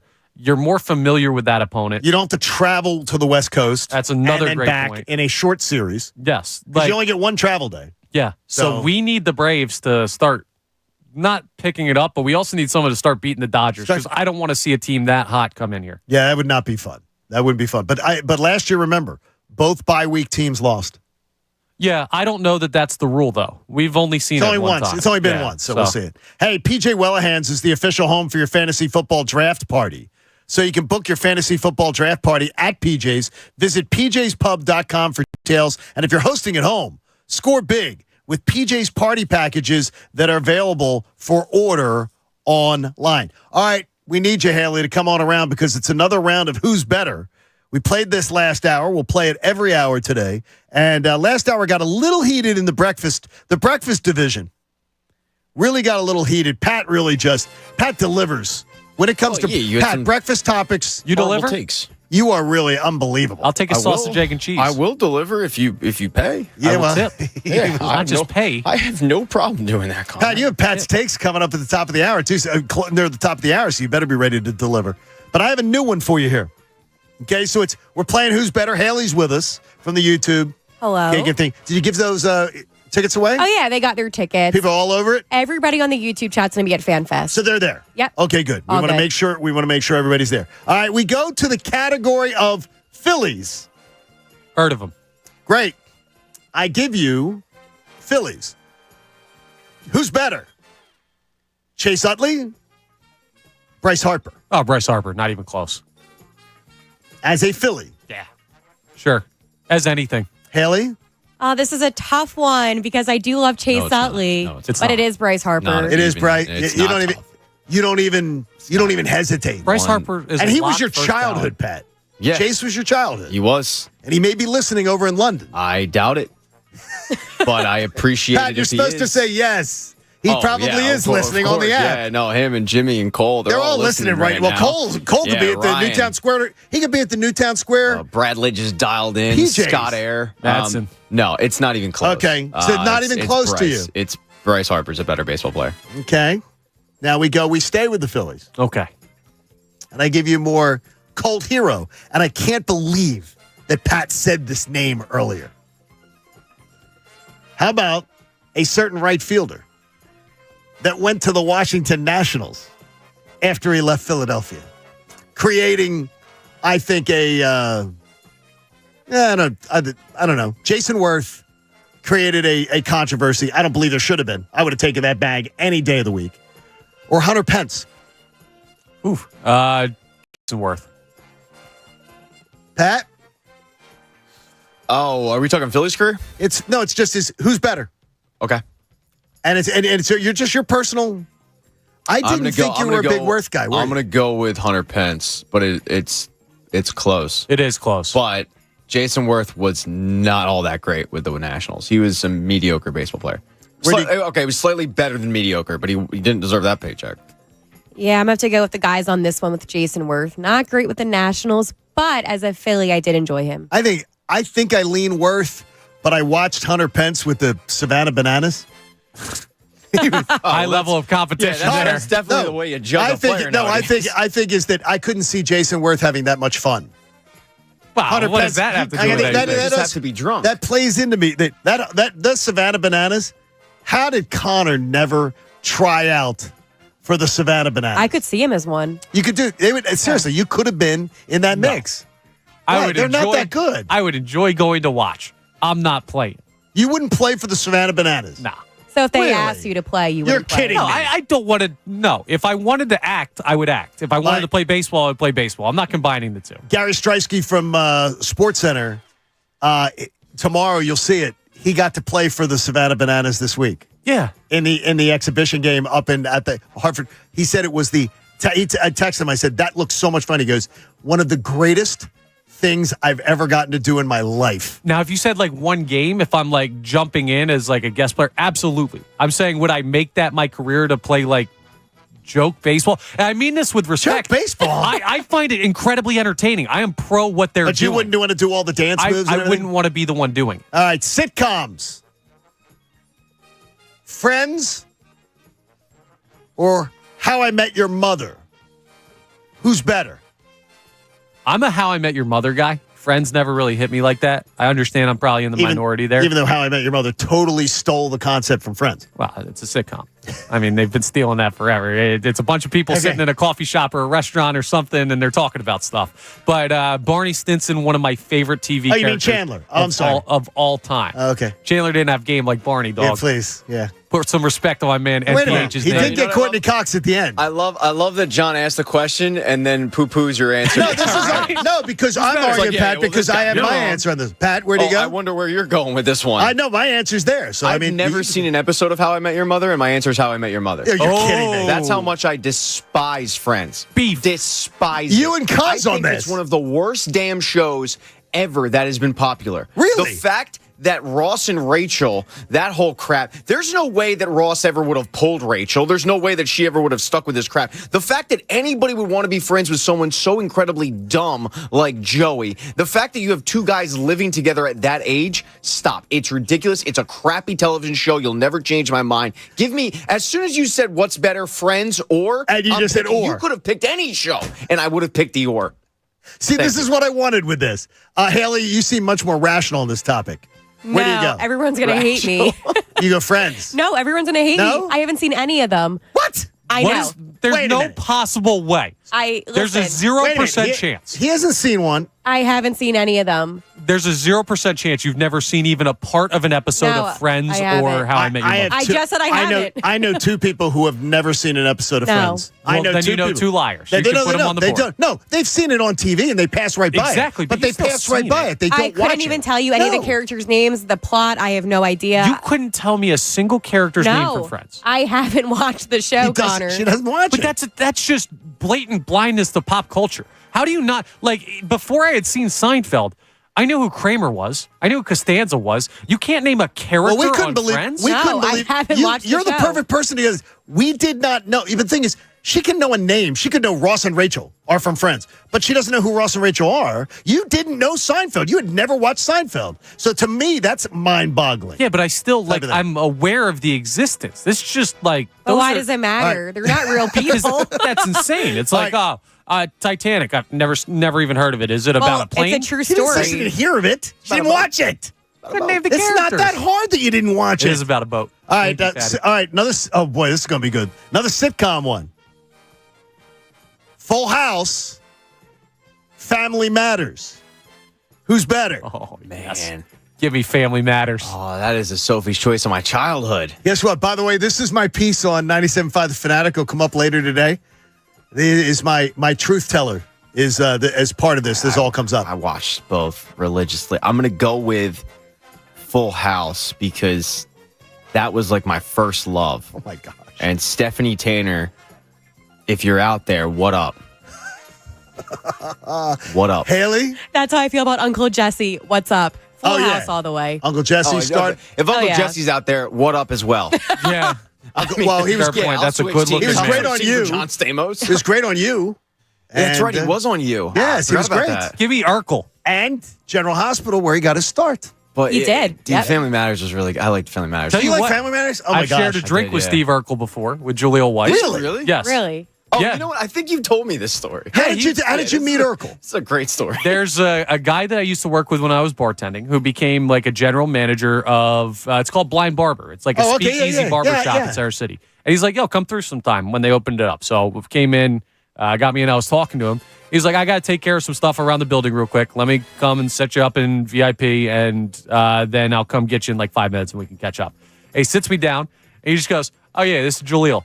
And I was like, oh, what's White up, man? was in the place? He was That's sitting awesome. next to me, and it was him, and just, I guess his girl had gotten up to go to the bathroom or something, so it's just me and Jaleel White sitting there for 5 minutes just talking. I was at, with ESPN Radio back in the day, we went to NBA All-Star Weekend, and I watched Jaleel White ball in the celebrity game. Golick coached. My jaw dropped. Yeah, that dude's cool as anything. And he was a hell of a basketball player. He really, now it's pickup. He's playing against Nick Lachey and everything. I was blown away by how good he was, though. Yeah. In a celebrity game. But he's a Chargers fan. He was in town for Really? Chargers-Eagles. That's Why he awesome. was here, and he had some trash to talk about the Eagles. really? So I got a little beef with my guy Steve, too, but no, he's a good guy. Steve or Stefan? Stefan, I got no beef with Stefan. That's that the guy's stupidest thing that ever Let me tell you. on a sitcom. Stupidest thing ever. I'm not going to disagree with you, but when you're 6 years old, your mind is blown that Steve Urkel and Stefan Are the same were the person? same person. Couldn't That is believe great. it. Did you know that Hannah Montana? No, I'm not going to ruin that for people. Wait, You don't ruin it for what? people? Yeah, you don't want to ruin My it. eyes are set on you, and it's ready to aim. All right, movies. Movies. We go to next. You have my attention. A League of Their Own or Bull Durham. Boulder. Also going Bull Durham. Bull Durham. All three of you, eh? Really? Yeah. I mean, a lot of League of Their Own. people are obsessed with League of Their Own. I think it's slightly overrated by some people. Yeah. Yes. A little overrated. A little overrated. Great movie. Just people think it's like one of the greatest baseball movies ever. It's just a solid baseball movie. Slapshot or Youngblood. Oh, dude. Come on. I know which I choose. It's Slapshot. Talk about my and childhood. It's not even. Slapshot was awesome. Anyone who picks Youngblood, just don't. We're not going to associate with each other. What Pat said. Couldn't be more with him now, on this. Now, did you watch Slapshot? I've never seen Youngblood. I have seen You've Slapshot. never seen. Guess what? Don't see Pat. Don't see Youngblood. Can you tell him? It's a good bad movie. You go in knowing good it's bad bad, and you're like, okay, this is entertaining because it's just so ridiculous. Yeah, I'm good on it. Slapshot's Slapshot. Come a on now. classic. Slapshot's great. But you give me Goon, I'm considering Goon. So you would consider that I one. loved Goon. All right, movies. Now I'm going to take you all back to your childhood. This is going to be a very tough one for you. The idea is that you're going to the Disney brand. If I give you the choice between Aladdin and we're going to go to the world of Simba. I knew you were going Lion King. Bro. So you go Aladdin versus Lion King movie. Who's better? This is not even a fair fight. Really? Give me the Lion King. It's not even close. Did you sing all the songs as a kid when you watched? Of course. I was Simba for Halloween when I was like 2, 3 years old. Give me the Lion King. I need all right? pictures. We need pictures of that, I need please? pictures of is that. so I probably funny. have. Really? Have some. Yeah. Mama. Let's get the pictures. Oh, of we'll Connor work as on Simba. that. That's awesome. Sorry, Haley? texting me. I have to go with The Lion King. Some of the best bangers came from The Lion King. Really? You like The that? Circle of Life. Oh, yeah. Aladdin couldn't do that. So Aladdin didn't do Aladdin that. couldn't for do you. that. Wow. You did.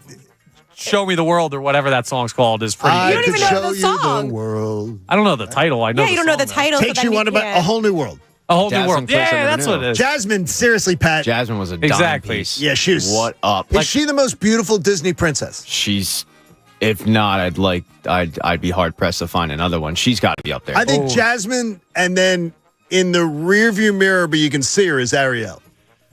Yeah, And if you've ever but been to Disney and you've gotten to Ariel doesn't meet know the what a- princesses, Ariel doesn't know what a fork is.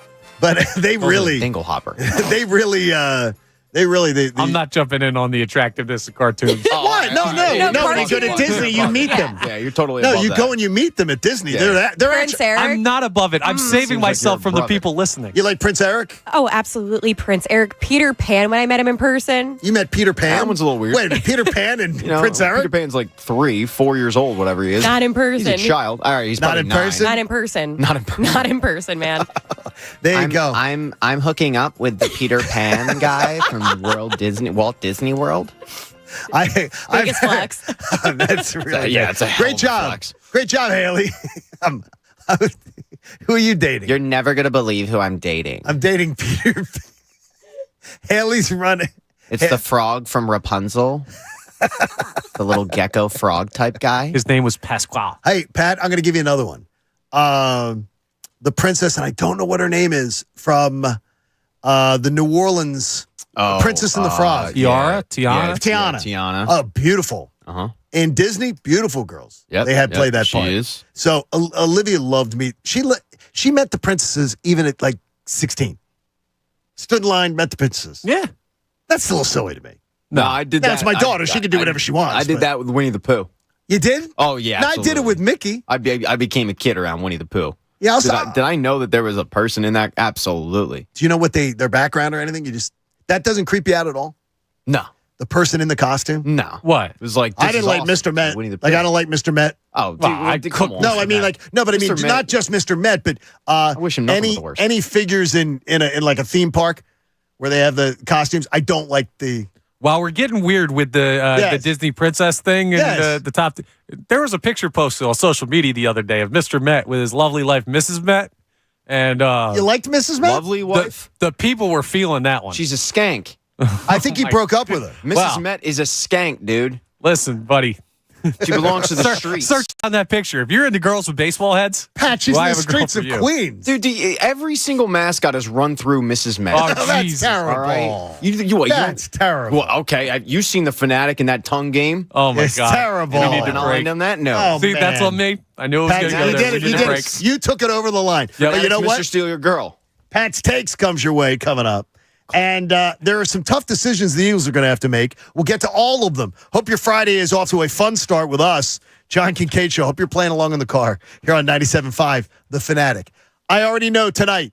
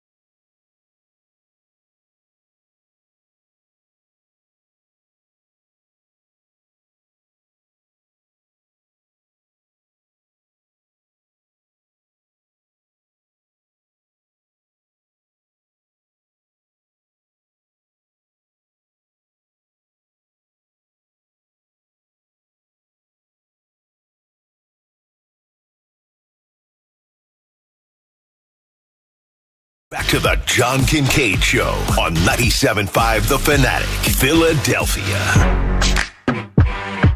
John Kincade Show on 97.5 The Fanatic. We really sort of dig Pat Egan around here. And Pat Egan will be at PJ Wellahan's in Newtown Square tomorrow starting at 5 o'clock, watching the match as the Union take on Monterey for a chance to make the Champions League. You can win Coors Light Union swag and tickets. Thanks to Coors Light, proud sponsor of the Philadelphia Union. Pat will be in Newtown Square. That's right. My neck of the woods. It's like back in the day. It's kind of like college game day coming to your town, but like way less cool. It's a St. Anastasia's home game. So come on out, meet Pat Egan. And Pat, I do know that Cole Hamels, that is his PJs. I'm sure Cole can come out. So what if Cole came out and said, yeah, we'll let Cole hang out. Hi, Pat. How you doing? I don't think he sounds like that. He does sort of. Nope. He sort of does. Not at all. He does a little bit. Not even Just close. a bit. Jamie Lynch is here, and we love that Jamie Lynch is with us. You think we like Pat Egan around here. Jamie Lynch just brings a joy when he comes in and hangs out with us. We love Jamie. We actually miss him on a daily basis. Hello. Jamie, how you doing, buddy? Good morning. What's up, guys? You seem like you're getting situated this morning like you're a little fussy this morning. Well, I couldn't remember my combination lock on my combination lock because I rarely ever use it anymore. Right? Because Bob usually has it open, so I just grab my headphones. And then Connor was nice enough to get me Tom Alvord's, and then that 1/4-inch sync up didn't really jive with our plug in here. And then I switched back, and we're good to go. Do me something. Why are you here? Here, courtesy of the Bet Park Sportsbook. It's the hometown sportsbook app. It's the one I recommend. Check it out. It's almost football season, and I had a buddy in Boston last night betting Eagles-Browns. He's that desperate. That's awful. I said, that's real degenerate stuff, man. And he was like, well, football's back. It's all I got tonight. There's no sports on. I can't do so you know what you do? Do the futures apps. Yeah. The futures page. It's a good time to dive into the futures. Have you done any unders? I haven't yet. I haven't done the futures yet. Probably this week or next. I did Rams under 5.5. It's probably I think the good. Rams are going to be bad.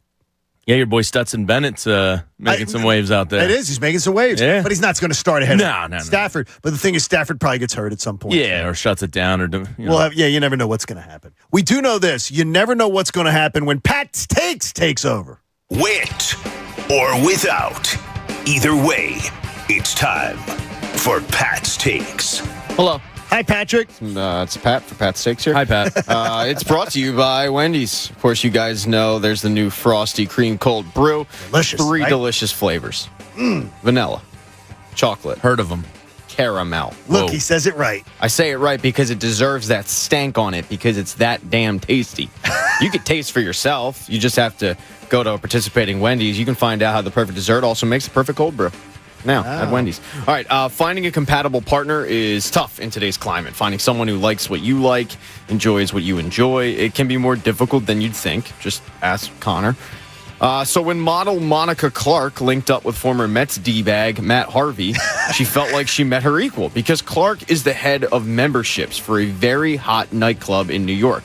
And Harvey liked to party while he was a member of the Mets. Okay. Harvey at one point was the game's best young pitcher, but then he harnessed his inner Doc Gooden and started making snow angels in his nose. Cocaine is a hell of a drug. It certainly is. All of this, a successful ex-athlete who likes to party. It was all very enticing for Clark, but little did she know that she had found herself a reformed man. Because Matt Harvey went from Jordan Belfort to Glengarry Glen Ross real quick. Harvey has since taken a job with a high-end real estate firm and has spent many hours diving into the world of real estate, trading cocaine for coffee because, as you guys know, coffee's for closers. But Clark wasn't ready to trade in her nighttime lifestyle for a recurring role in Matt Harvey's version of Suits. She just realized that the man she was dating was no longer the man he was 10 years ago, and Clark ended the relationship. But hey, getting dumped is nothing new to Matt Harvey, who was dumped by the Mets, the Reds, the Angels, the Athletics, the Royals, and the Orioles. So Clark is just the latest to kick Harvey to the curb. But she basically dumped him because he was, quote, married to the game. Well, that game being real estate. Isn't that why Sofia Vergara just got rid of her husband? Because now he doesn't. He doesn't party. Yeah, he does not. He cannot anymore. He's not going to drink, not do anything, and she doesn't. She wants to go out. I don't even necessarily know if this was like he wouldn't party. It was more of like he was just so invested in his current job. I heard he's going to go on that $1 million listing That's fine. I don't watch that show. To try to do a reality career. But he is being clean cut now. I wish him nothing but the worst. Yes, we don't like even ex-Mets. We don't root for them. Can't stand him. I hope he stays sober, and parties. Yeah. The partying goes to a minimum.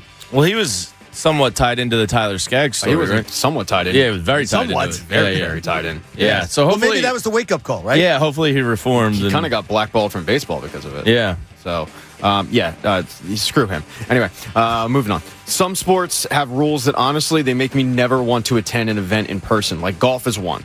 As the tiny ball just sits there, you have to remain incredibly quiet or else you're put up on war crimes. But one sport that I was unaware had these stupid rules and that treats sports like a library is tennis. Okay. Now, I knew it was a sport that I could never really afford, but it's also a sport that I never had much interest in anyway.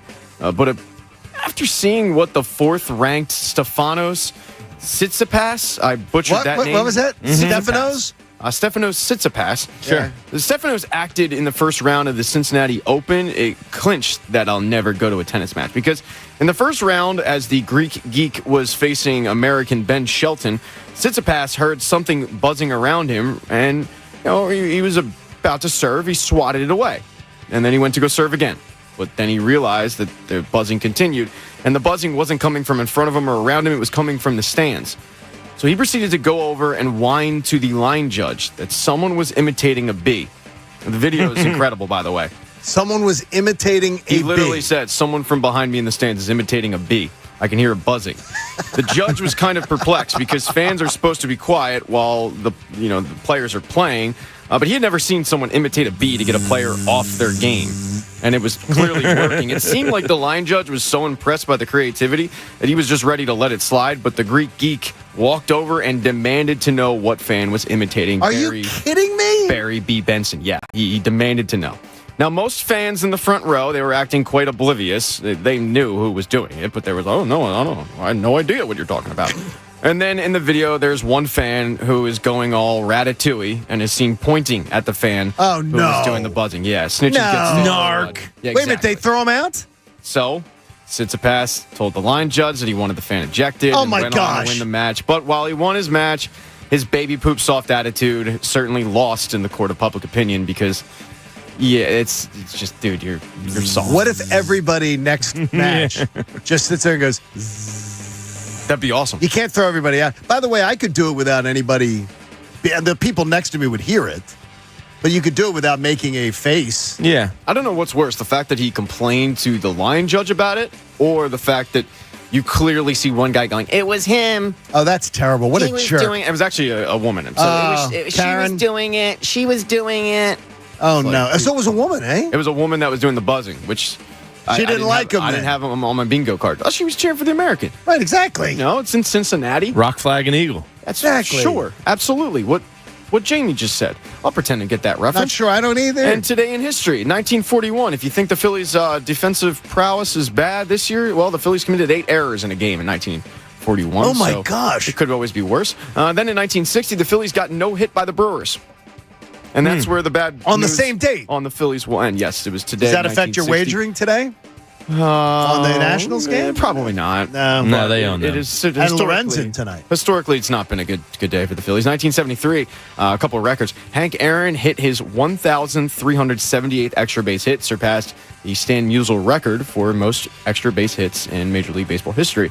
1981, Herschel Walker, while at Georgia, took out $1 million insurance policy with Lloyd's of London.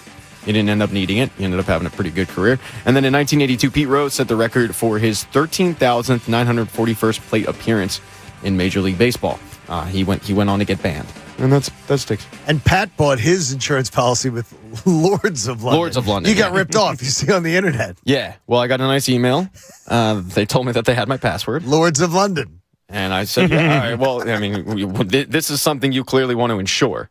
I don't know why that cracks What would happen if I lost my voice? That's such a minor little miscue on your part, and it makes me laugh every time. I don't know why. Wait, this is a real story? Yes, oh, yeah. Pat said, I butchered it and said Lords of London. Pat goes, look, I'm sure he got insured. Yeah. He can get insurance policy with Lords of London. Now, the problem is I haven't perfected what some people in our industry has perfected. Is like if you just say it with so much confidence, people just go along with it.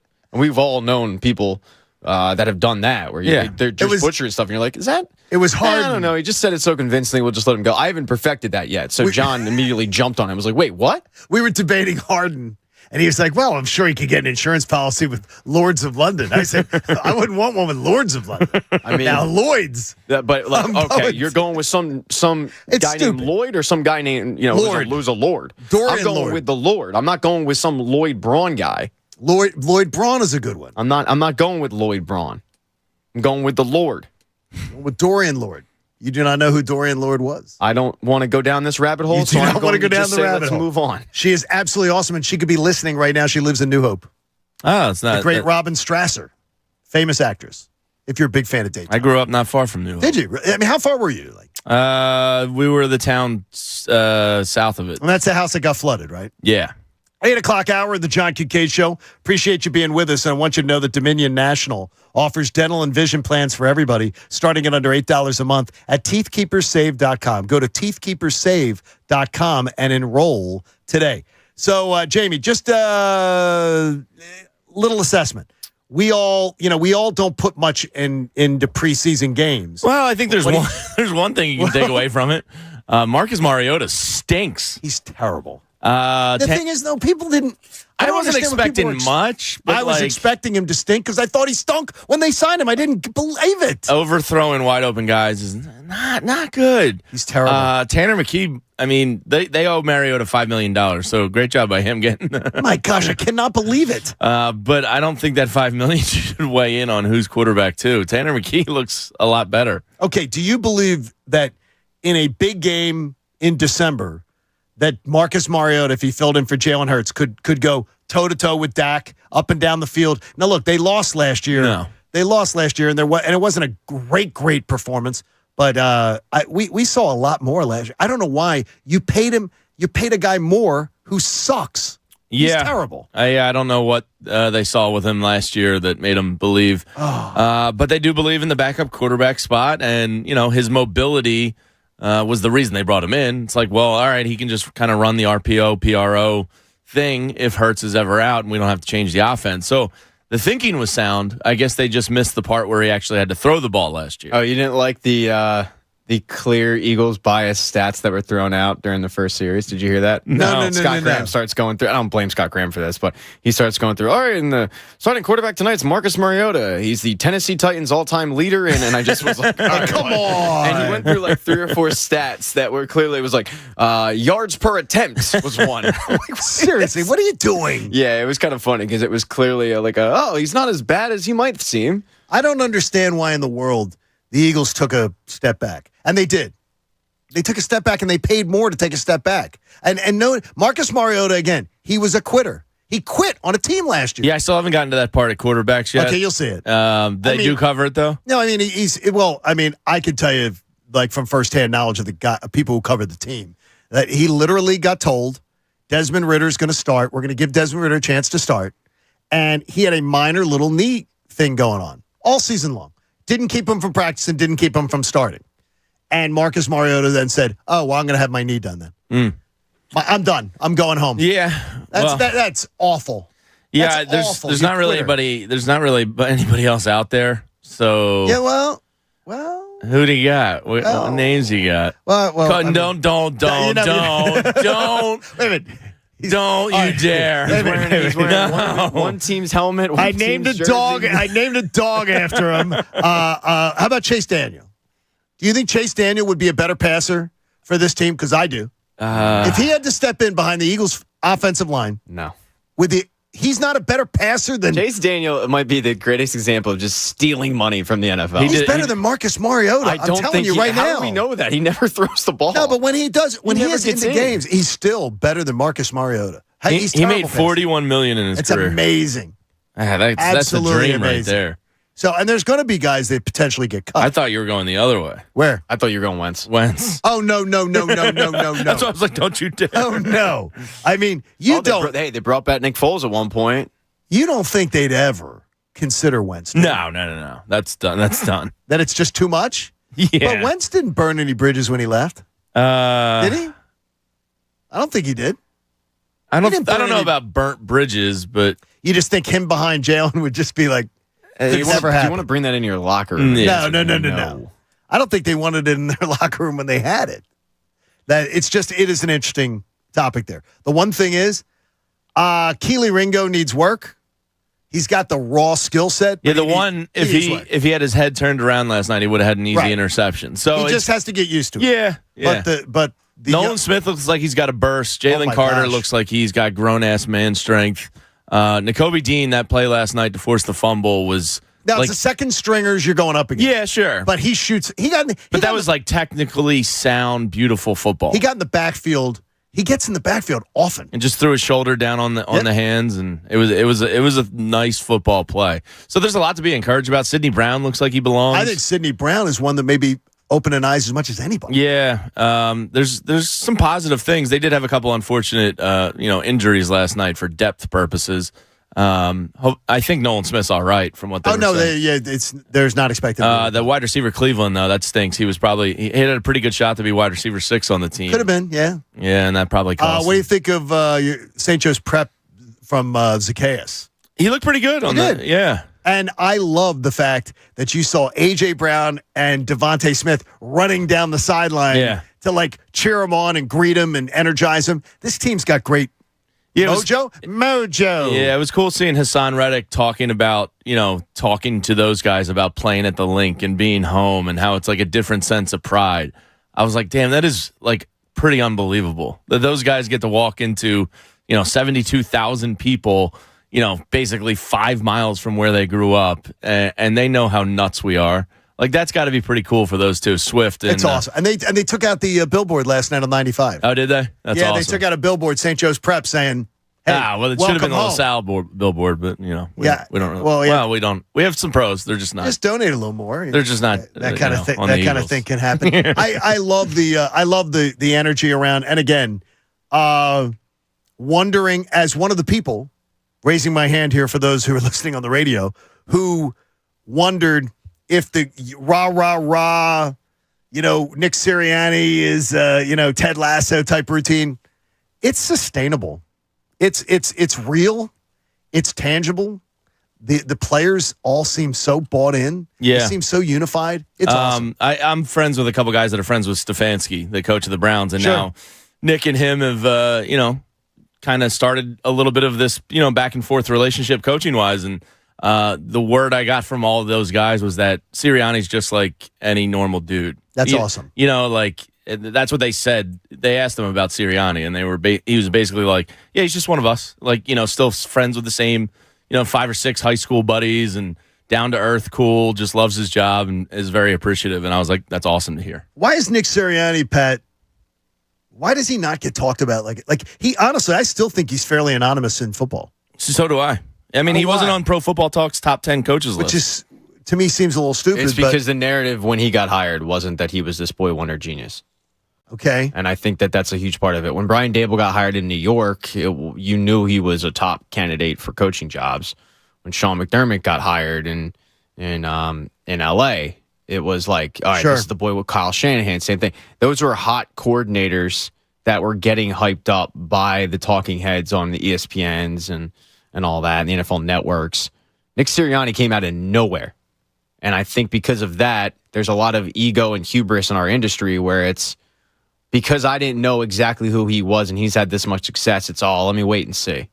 But the guy that I hyped up, he wins 3 games and I'm going to pound my chest. And you kind of saw that same thing in Doug Peterson. There were so many people locally and nationally who thought that Doug Peterson was going to fail, that even after he won a Super Bowl, it was like, Doug Peterson's not that good of a coach. All right, he's got this and that. They were making excuses because they had sat there and said he wasn't going to work out. And when they were proven wrong, they refused to just admit defeat and say, maybe I didn't get this one right. And I think that with Nick Sirianni, it's not necessarily that they were saying he wasn't going to be a good coach. They just didn't know who he was. So they're still in a wait-and-see mode while we're sitting here going, this guy's a pretty damn good coach. But let's keep hyping up Kyle Shanahan. Now I just hold my breath. That week 3, there's nothing. Because now I would think last night's game was the usual second to the last preseason game. Yeah. Right? You'd think that. I would think Nolan Smith's and Sidney Brown's maybe. You're still playing him again? After what you see, I would think they start to get shut down. Okay. What about Jordan Davis? Shut him down. Kobe Dean? Shut him down. Okay, so you're really shutting down. Yeah, I'm done. You're done. Pat, are you done with those I'm young? done with everybody. You're done with everybody. I'm cool if they just forfeit the game. Yeah, seriously. If they just come out and go, hey, do you guys want to go, to PJ's and grab some wings or something? We can just call this now. See, that's gonna piss Liv off if she has tickets thanks to Ron Davis. Sorry, Liv. She wants to be there. This is for the betterment of the society. Get me to September 7th. Pat, try to explain that to a 19-year-old going with her friends who wants to tailgate. Give me their numbers. I'll text them and explain. And you'll explain that this is better, this matters, and how the best preseason game that ever took place was the one against the Ravens back in 2002 when the turf was so bad it got canceled. That really to this bad. day is the best preseason game because it got canceled and nobody got hurt. No one got hurt. They would have gotten hurt. No one got hurt. It was great. I don't think 19-year-olds care, Jamie. They're going to now. A group of her friends are going to get to go thanks to Ron Davis and the Davis CPA group. And she's like, they've never been to an Eagles game. Oh, cool. And they're losing their minds about going to an Eagles game. And I'm like, so I try to tell them, you're not going to see Jalen, you're not going to see Devontae. They don't care. They're just like, first time to have a chance to tailgate. And I'm like, you're taking the subway down. Yeah. Well, you can still tailgate. You just got to be friendly to people in the lots. Just be friendly. Yeah, you'll find someplace to pull and join up. people. Skylar, my 4-year-old, was asking me about going to an Eagles game, and I was like, a little older. Don't do it. Yeah, we were like on the same thing. Not yet, but preseason I think is fine. I think that's where you take the kids if they maybe. Yeah, I don't think it's nearly the same atmosphere. We did dad-daughter game every year. So I want to do that. We do a dad-daughter game every single year, and her first was in 6th grade. That sounds about right. She was almost 12. Okay. She was just about to turn 12.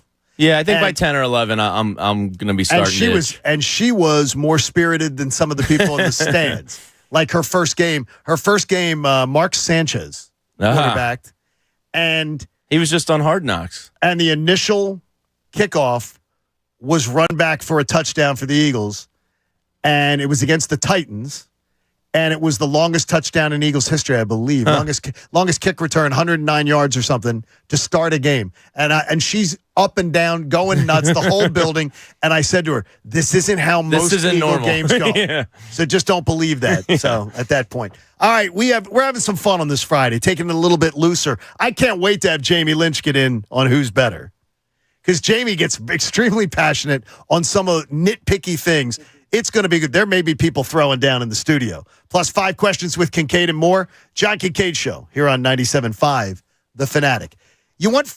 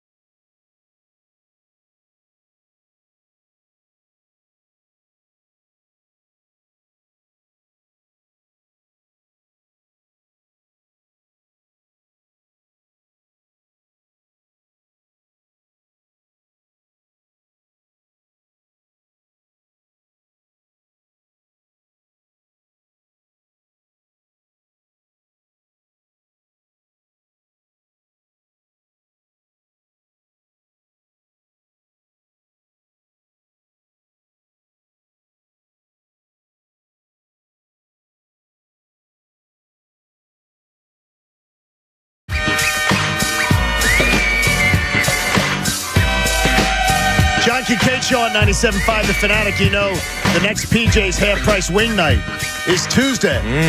So bring the whole family to PJ's for half-price wings. PJ's Wing of the Month, Fire-Breathing Scorpion. I will be at PJ. I'll be gladly go to PJ's anytime.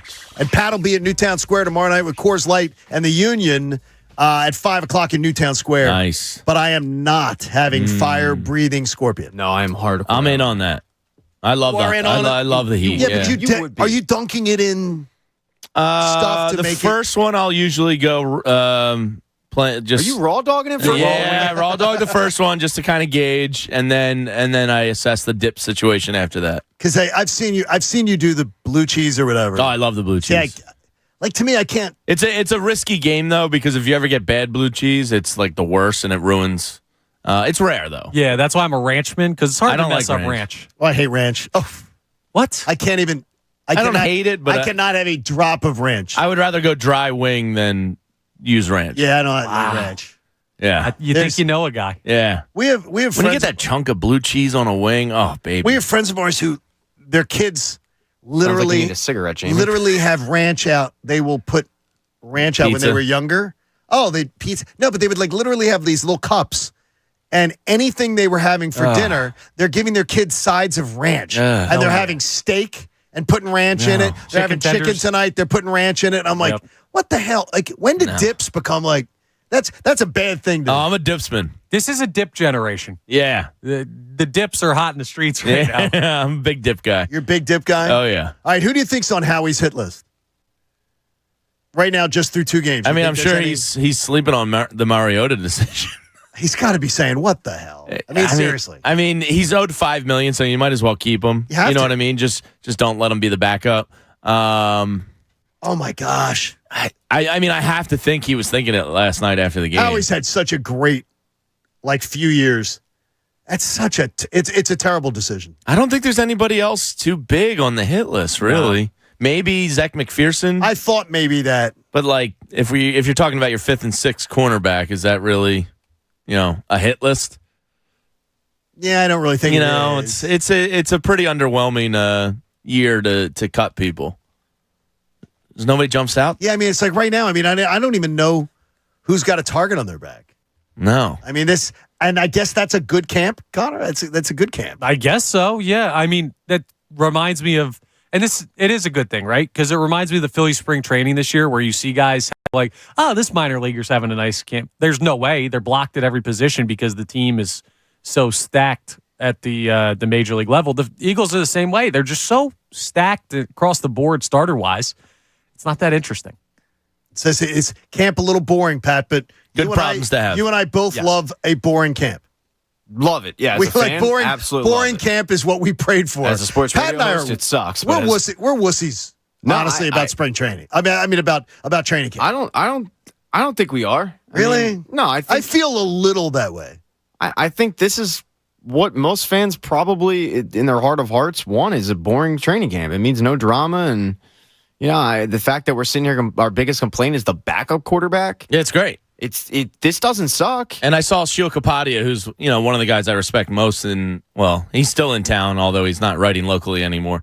Was kind of like in awe of Jalen Hurts the other day in the Browns scrimmage, and I went, "That's it, shut down training camp. I'm good, done." If he looks better than he did last year, and that's what Sheil was basically insinuating, that this is the greatest training camp ever. No injuries, and Jalen Hurts looks better. Party time. All right, time to play a little Who's Better. And Jamie gets in on this one, which is great. And I have some that are more Jamie-driven, that I know some things that will get him fired up. So I'm going to go first with dining options. Now, I went right to Pat's fastball breakfast earlier. Yeah, he is the breakfast king here. Dining options. Who's better? Inside or outside eating?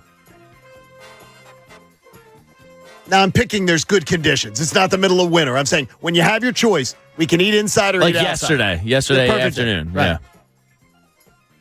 Who's better? I still like inside.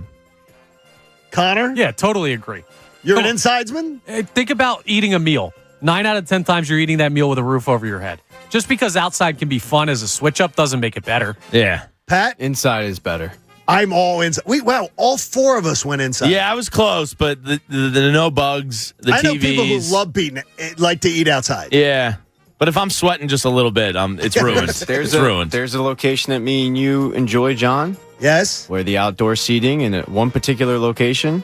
Yes. You get attacked by bees. It's not. Oh, it's not good. Not fun. The bees isn't fun. Yeah, all right. No. Shared plates or your own, Pat. A tapas. My large thing. What? My own. The tapas. Tapas.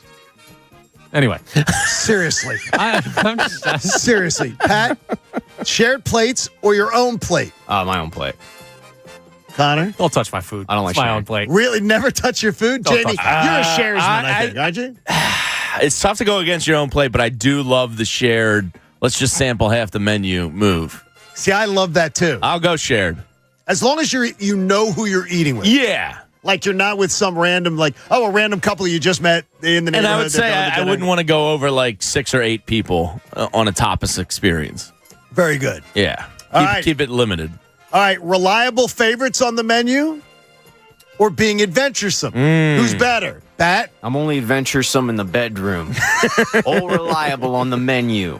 All reliable in the bedroom from what I hear, too. I'm like an Eagles training camp in the bedroom. I'm very boring. You just want it boring. So you like the old reliable? Yeah. I'm an old reliable man, too. Really? If I ever see short ribs on a menu, I'm pretty much getting it.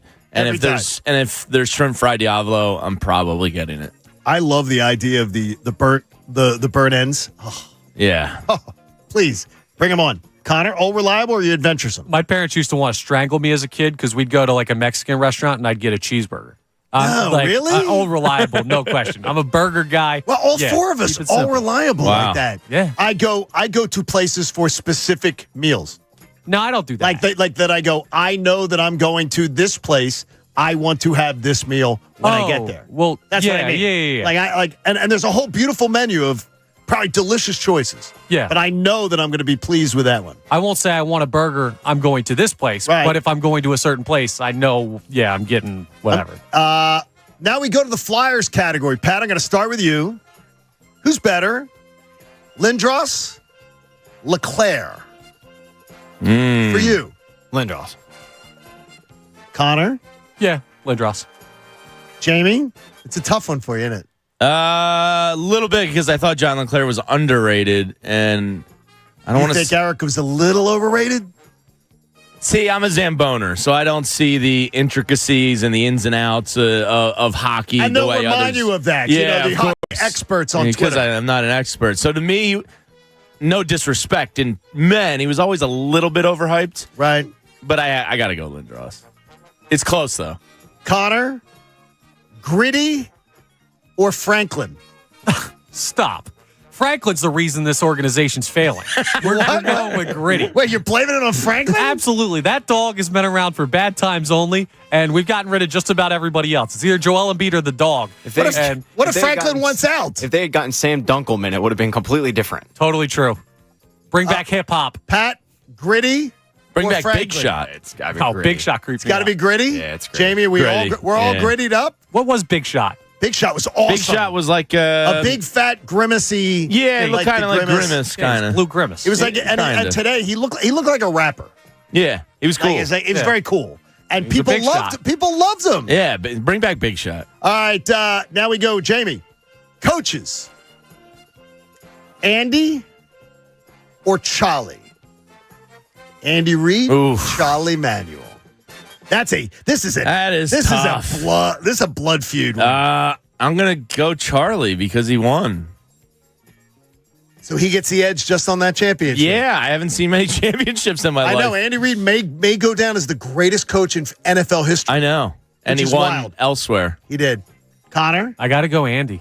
Like, I love You never drove Andy Reid around. No, I didn't. And I love Charlie Manuel. wow. He's one of my favorite people I've interacted with in this industry. But Andy's the better coach. And Charlie's great. Just Andy's got sustained success. Pat, I thought this one for you would be like sawing off an arm. I mean, baseball guy picks against Charlie Manuel. Wow. No baseball guy of mine. I go Charlie Manuel. You go Charlie all day. Manuel. Yeah, guy won a championship.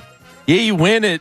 It kind of I think I have goes to, a long way. And it's funny is I think I have to go Charlie because not only did he did he win the championship, but he got him back to another one, and he had a sustained run of success. Yeah. That was a great window of time. But his sustained run of success doesn't come close to Andy's.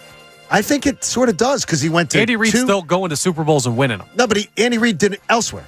I understand. I'm talking about here.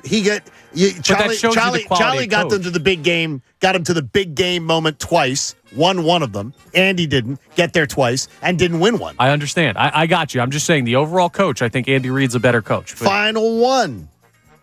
Jim Johnson, Buddy Ryan. Ooh. Now, this is out of Connor's era, so I think for Connor on this one, I don't know that it's not. It is out of your era, though. Jim Johnson was the guy I grew up with. I understand, but no, Buddy Ryan. Well, how you can't compare. Okay, I've seen Jim Johnson. You didn't live through this town with Buddy Ryan. I'm not taking any other DC over Jim Johnson. I have to go Jim Johnson just because he was only defense and Buddy ignored the offense. Pat? That's a really, really good point Jamie just made. I grew up with Jim Johnson, so I go Jim Johnson anyway. But that's a really good point that Jamie said. Yeah, because they should have won. Buddy Ryan was the better defensive coordinator. But Jim Johnson was the better coach because Jim Johnson understood detail and things like that. Buddy Ryan he was a horrible coach. I think Buddy... he was a horrible coach. And this city, there are still people in my age group that worship Buddy Ryan and rip Andy Reid. I think Buddy kind of dark knighted himself and that he lived long enough to see himself become the villain. Like he became the head coach and everything. It's just exposure. If he had just been the DC, that's a different story. Yeah. Great job, boys. Hey, take it with you all summer long on the beach, the boardwalk, the boat, or the lake. Bet on sports and play your favorite casino games for real money. All in the palm of your hand. You got to be 21 and in Pennsylvania, Jersey, or Ohio. Gambling problem? Call 1-800-GAMBLER. In the Bet Park Sportsbook app, it allows Jamie to be with us every week. Yeah, and I thank them very much. It's the hometown sportsbook app. Yeah. All right, now I rescheduled 5 questions with Kincaid because I wanted Jamie here for some of them. So let's get to it, Pat. I want to make sure. And Haley, you're going to have to come in and then use a mic on this side. We're getting a crowded studio today. It's time for 5 questions with John Kincaid. Question 1. All right, 5 questions. One of them goes to Jamie right off the bat. Wow. All right, Jamie, I'm going to say, if you can pass the majority of these tests, you're likely to live significantly longer than your peers. Okay, you're going to answer them as honestly as possible. If I can pass these tests? That meaning that you are going to, if you do the majority of these things, there's 8 of them. Okay. So you got to get 5. All right. You are going to live most likely longer than your peers. Oh, boy. It might be only with men, it might only be 2.75 years to 5, but that's exceptional if you're a grandfather or something. I'll take 5 years. Okay, you exercise. Light, moderate, or vigorous, but you do around 20 minutes of exercise a day, some sort of physical activity. No, I am not addicted to opioids. Okay, so there's 2. All right, good start. You've never used tobacco. I've used it, but not like as a regular user. Ripping heaters behind the dugout playing Little League. Yeah, old Jimmy Heaters By the in way, college. if you have never in your life used any tobacco product, do you know, according to the CDC, you can add up to 10 years to your life expectancy? Let's go. I'm going to outlive all of you guys. All right, so you got 2 of them. You can if you've used it. I've used it. Okay, so you got 2. You manage stress well. Yeah, I think I'm okay. You manage it well. Okay. Yeah, I'd say yeah. I think you're a chill guy. Right? Yeah, I'll have my crash period, but then I pick back up. That's fine. Exactly. You're a positive person. I just think that's a hard thing to personally evaluate because you always feel stressed when you're stressed. So it's hard to tell. And all right, Jamie's got 3, so we're thinking he's going to live long enough to see, all of his grandchildren. You eat a plant-based diet. No. All right, I had a big old fat New York strip last night. It was delicious. Jamie's got 3. That's planted right now in your colon. Yeah. Hey, you avoid binge drinking. Oh, wait a minute. Jamie's stuck at 3, Pat. This guy's funny. You get a good night's sleep. Yeah. Okay, you get a good night's sleep. You do. Yeah. You get a minimum of 6.5 hours on average every night. I'd say on uninterrupted average. sleep. Yeah. Okay, you're in the age group. It says 6.5 to 7. Yeah. Okay, you're sitting at 4. All right. This is going to determine whether you die early or die young. Oh boy. And I think it's the easiest one for Jamie to have a thumbs up to. You have positive social relationships. Oh yeah. Jamie. I'm good. Jamie, you're good. All You're right. going to see your Let's go, grandchildren. Jamie. I just made it like 3 more years. Jamie's going to see his grandchildren. Sweet. All right, question 2. That was a sweat at the end Question there. I know that Haley did this just earlier because she's a kind, loving young lady. Do you know what's the number one thing right now that people are doing that makes them turds in America? Americans are overwhelmingly at a rate of 29% higher than any year on record. This is 2022. 2023 is just as bad. Are returning dogs to shelters and cats to shelters. Oh, that's a sin. You can't do that. They got them during COVID. Oh, my gosh. And people adopted dogs and cats. How about this one? Over 10% of them are being returned to the place that they got them from. A year later, year and a half later, 2 years later. You are very passionate about this topic and you do stuff like this. Yeah. What do you think of these people? I think it's horrible. You're making a decision to bring in a pet into your home, and it's kind of like a child in a way. You cannot do that. If you don't think you can handle it, then please do not get the animal. People did this during COVID. There was a record number of dogs and cats that were adopted. And now it is the exact record numbers being given back. And sometimes at the same place they were picked up. It's disgusting. No, you can't do that. And it's kind of like one of those things in life where you get a new toy and you're excited about it. And then once you get bored, it's like, oh, I'm done with it. And then it poops in the corner. Yeah, a little bit. like, yeah. And then it's Yep, like, oh, that's why I not don't have again, roommates Baxter. anymore. Not again. You will admit, though, that cats suck. Well, No, you like cats. No, I came around on what cats. do you mean? You don't like cats. No, you don't really like cats. You're just nice to them because you're a kind person. Whoa. Stella Grayson is my best friend. I actually hate most cats except Stella. Cats Right. suck. Cats Hey. do not suck, Connor. You suck. That's just not. We're not going to do that roasted. today. She just threw it out. Wow, Good job, Hale. You're done, dude. Excellent. Come Man, back that to was that like, you just got put in the burial ground. Yeah, I feel bad for you. All right, question 3. Question 3, it goes to Connor. Connor, according to Cosmopolitan, there is something that women want men to stop doing when they first meet them in conversation.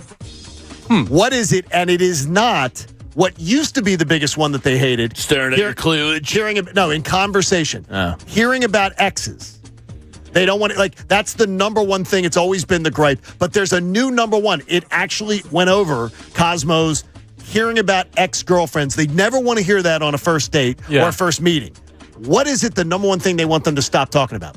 Money, the amount of money they make. Oh, my gosh. Connor Thomas. That was going to be my guess, Connor, too. actually. really? That would have been your guess, Dang! too? Why is it, though, Connor? Well, because most of us are poor. So it really turns them off. Or is that just a personal experience? You think they're telling them they're poor, though? Connor words it as if it's like, oh, I make so much money, but in reality, it's I make so little money. Well, I didn't get, it wouldn't have been one of my first guesses. No, because it's I can't think of a douchier thing. right. That's the thing. You're not bringing it up if you don't make money. The idea is, I imagine 90% of the guys bringing that up are trying to show off how much they make. Oh, look, I have money. Yeah, Yes. exactly. So I could do it. Good covering job, up Connor. character flaws. Excellent work there. Thank you. All right. Question 4 Question 4. goes to Pat Egan. There's a Pennsylvania lawmaker, State Representative G. Ronnie Green in Philadelphia. This is so ridiculous. Her bill would require the reduction of a standard work week from 40 hours to 32 hours for businesses with more than 500 employees. Sick. The bill would also ensure that there would be no reduction in pay for workers and exclude local and mid-sized businesses. Getting my vote. Workers deserve to have a weekly schedule that respects a balance of work and personal responsibilities, and a 4-day work week would provide hardworking individuals with more time for rest, family obligations, and focus on both physical and mental health. Now, I went and researched Get it, girl. State Yeah, Representative let's go, Queen. G. Ronnie Green.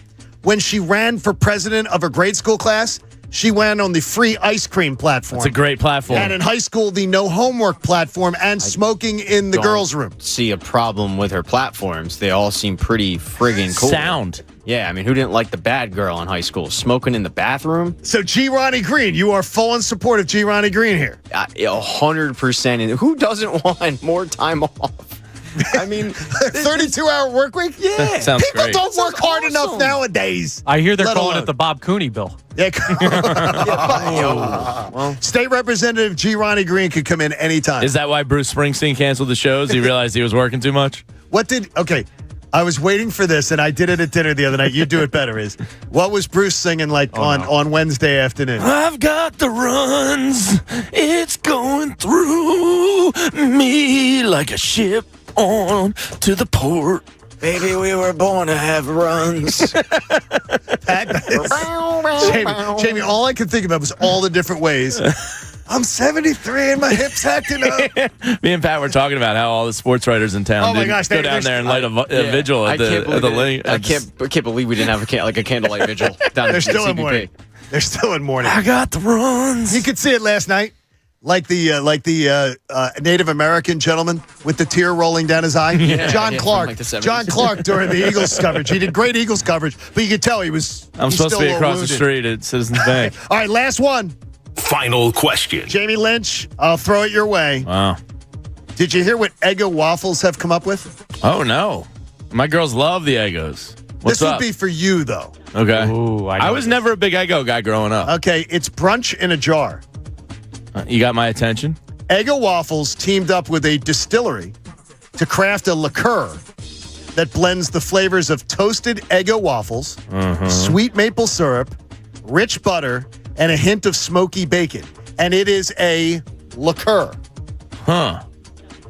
Sounds very sweet. Yeah. That's what it sounds to me, too. Sounds a little too sweet, but I'll certainly try You it. want to try it. Oh, yeah. It is Eggo's brunch in a jar, and it's a real thing, and you can get it. Huh. And people are serving it with a strip of crispy bacon inside it.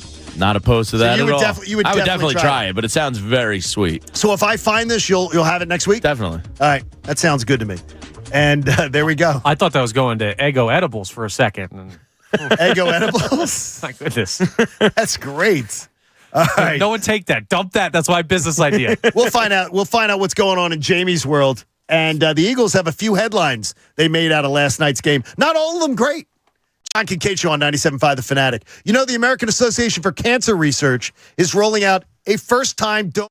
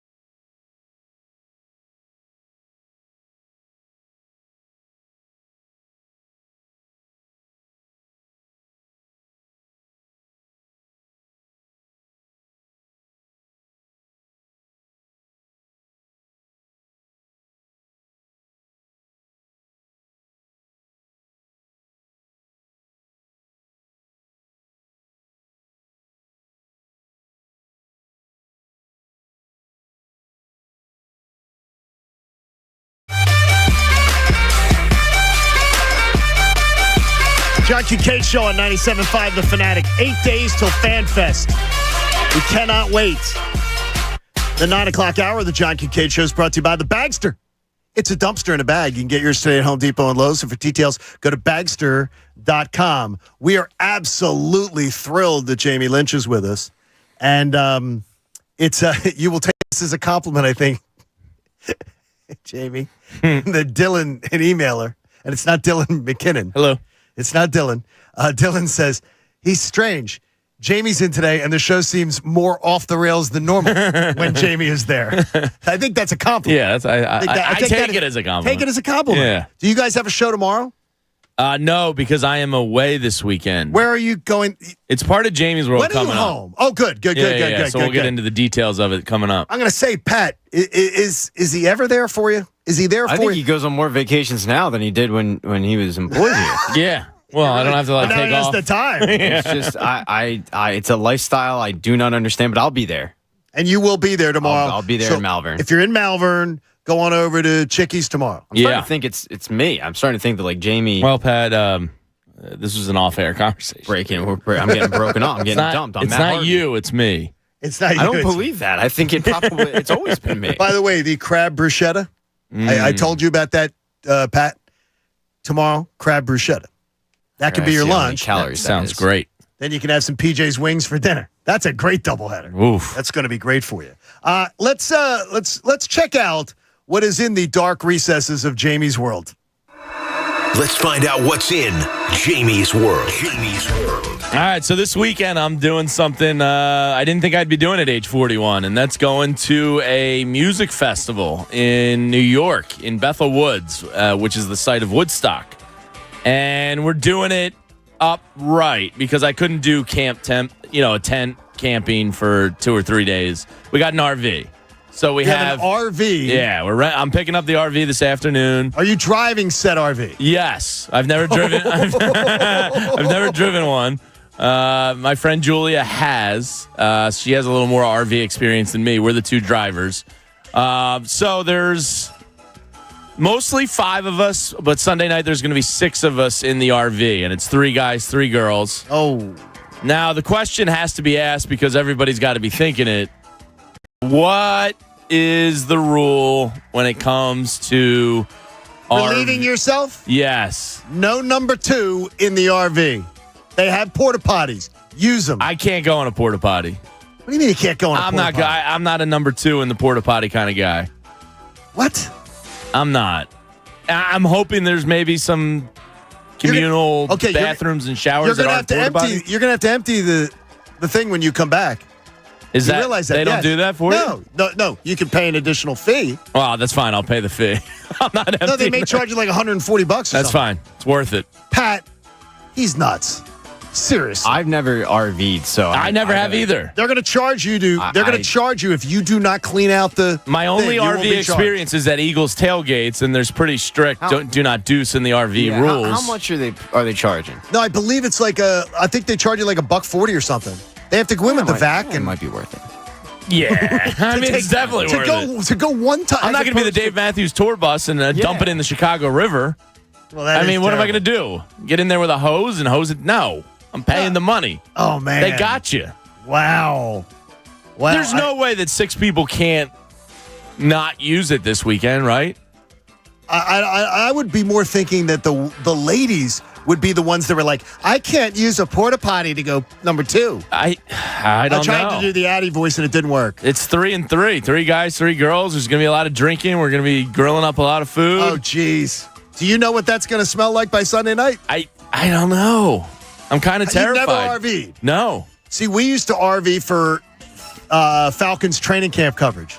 We would have a nice RV, and it was a nice RV with a shower. Yeah, it's a nice one. We got a shower in it and everything. Yeah. Which, by the way, you trying to shower in it would be worth a YouTube video. Would absolutely be worth it. I'm not going to fit. You're. I would love to see the YouTube video. I'm just taking one shower this weekend. I have to strategically plan it. So all I would say to you is that it will begin to. It stinks. You're not. You will know that people have used it by the time you're there a day or two. I was hoping there's like a well of water down there. There is. But Oh, no. that doesn't mean the vapors don't come up in a trapped situation. Don't We're light all candles. sleeping in there. Don't light candles. Boy. Oh, Yeah, so man. that's what I've been thinking about for like the past 36 hours. Pat, this is his obsession. I mean, how do you not think about it? It's 3 days of my life where I have to. You can porta potty. Look, bring something that you can, that you know, like. I was thinking about going into the woods. I got some dude wipes. Okay. Maybe that. Why wouldn't you do that? Oh, because I get poison ivy pretty easily. Wait, what? This is the dumbest Jamie's World ever. Well, this is what I've been thinking about. Do you think guys really sweat this out? When the 3 ladies get involved, I think it becomes a different ballgame. No. If it was Don't 5 or 6. Don't spin this as you're Because they're going to be doing it too. Yeah, but you're worried about you. They're worried. Well, yeah. Selfishly, I'd like to take care of my potty time in an efficient manner. They're going to be thinking about it too. All right. Don't fool yourself. They have to be thinking about it. We're all thinking about it. That's why I brought it up today. Then here's something you do today on the way before you go. I already packed the dude wipes. Yeah, Lysol spray can, a spray can of Lysol. I'll text Addie to bring some Febreze. Gotta have that. And some wipes that can clean up because that's a crime scene. Oh, you mean like the Lysol wipes? Yeah, like stuff like that. Yeah. Just All right, do good. it all. See, that's a good tip. See, there's that's some good tip tips. with the Febreze. Really good tips. But everybody was thinking. I'm sure all 6 of us have thought about it. How could you not? Yeah, something just fell, Can't Pat, hold it for 3 days. on the floor in here.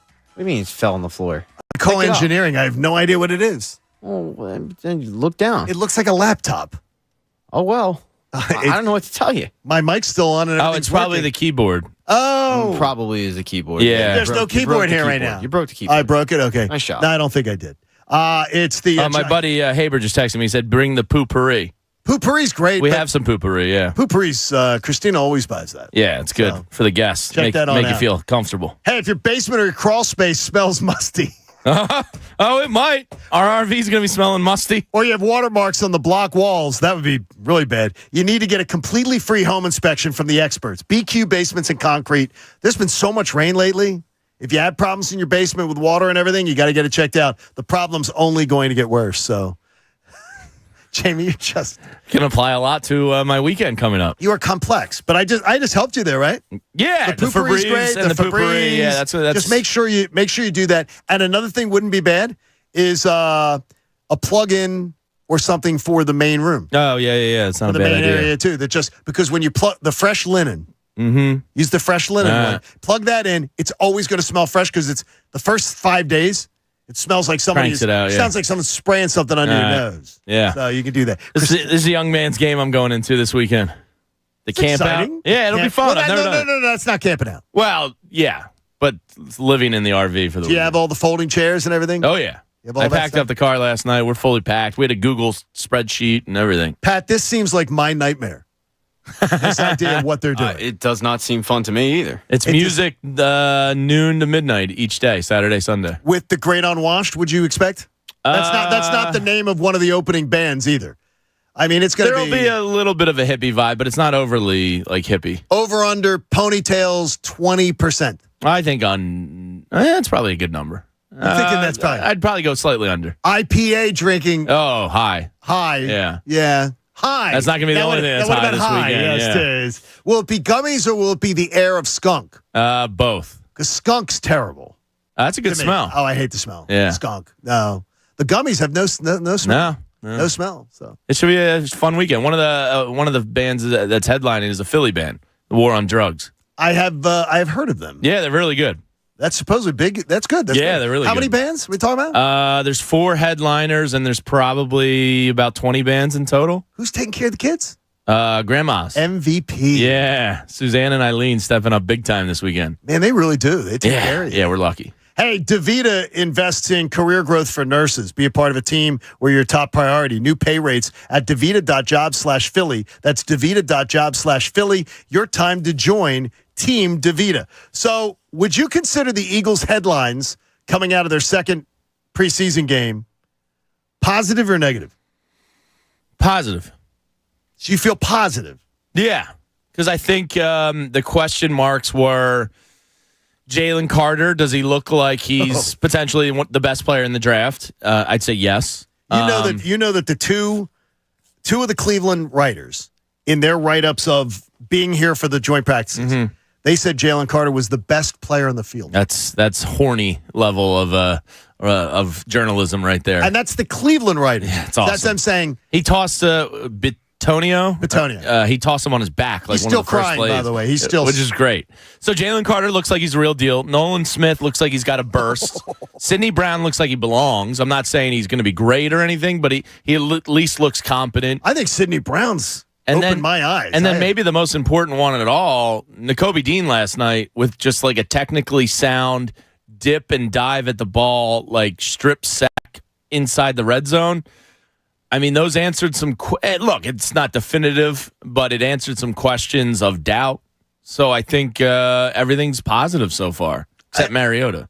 Yeah, except Mariota. And hopefully that's not going to be a major issue. Pat, do you feel more negative, positive after what we've seen in 2 games? Or do you I'm pretty much the same. I haven't seen enough to really make a judgment one way or the other because we haven't seen the starters much. So I don't really have a... Yeah, but Jalen Carter's a full-grown man. Oh, my gosh. He is. It's not wrong, but I knew that going in. Like I knew he was a force going in because of what we'd heard about from practice and stuff. So it doesn't surprise me that against second stringers... He can dominate. Yeah, he can dominate. But even in the joint practices when he was going against number ones... Yeah, the joint practice stuff is where you That's where I can't believe it. Everybody says Cam Jurgens looks great, and he was apparently putting Cam Jurgens on a sled. Yes. Which is awesome. I mean, here's the story, too, with the whole, the whole Jalen Carter story. That literally he begged, now we're getting the whole story, he begged the Eagles to take him. Why wouldn't he want to be here? Like, he literally got on the phone and said, I promise, there is no, because I got to tell you, the people that I knew around the Georgia program, they laughed at the idea that the kid has character issues. Mm-hmm. Did he at times act immature? Sure. But character issues? They thought he was a fine young man. He wasn't a character problem. No, he made one really bad mistake that we know of. Right. And that was a really, that's a bad night. But again, and people too, when they hear it, it's like, oh, that's the story? It's different. Like, oh, so you mean they weren't drag racing side by side and the other car crashed? No, that wasn't it at all. They were a good mile and a half behind them. Oh, okay. But everybody's like, oh, well, they were drag racing. Well, the drag race was over. I mean, it's like when people learn more about, and more important, the people who knew him from the time he came to Georgia were like, character issues.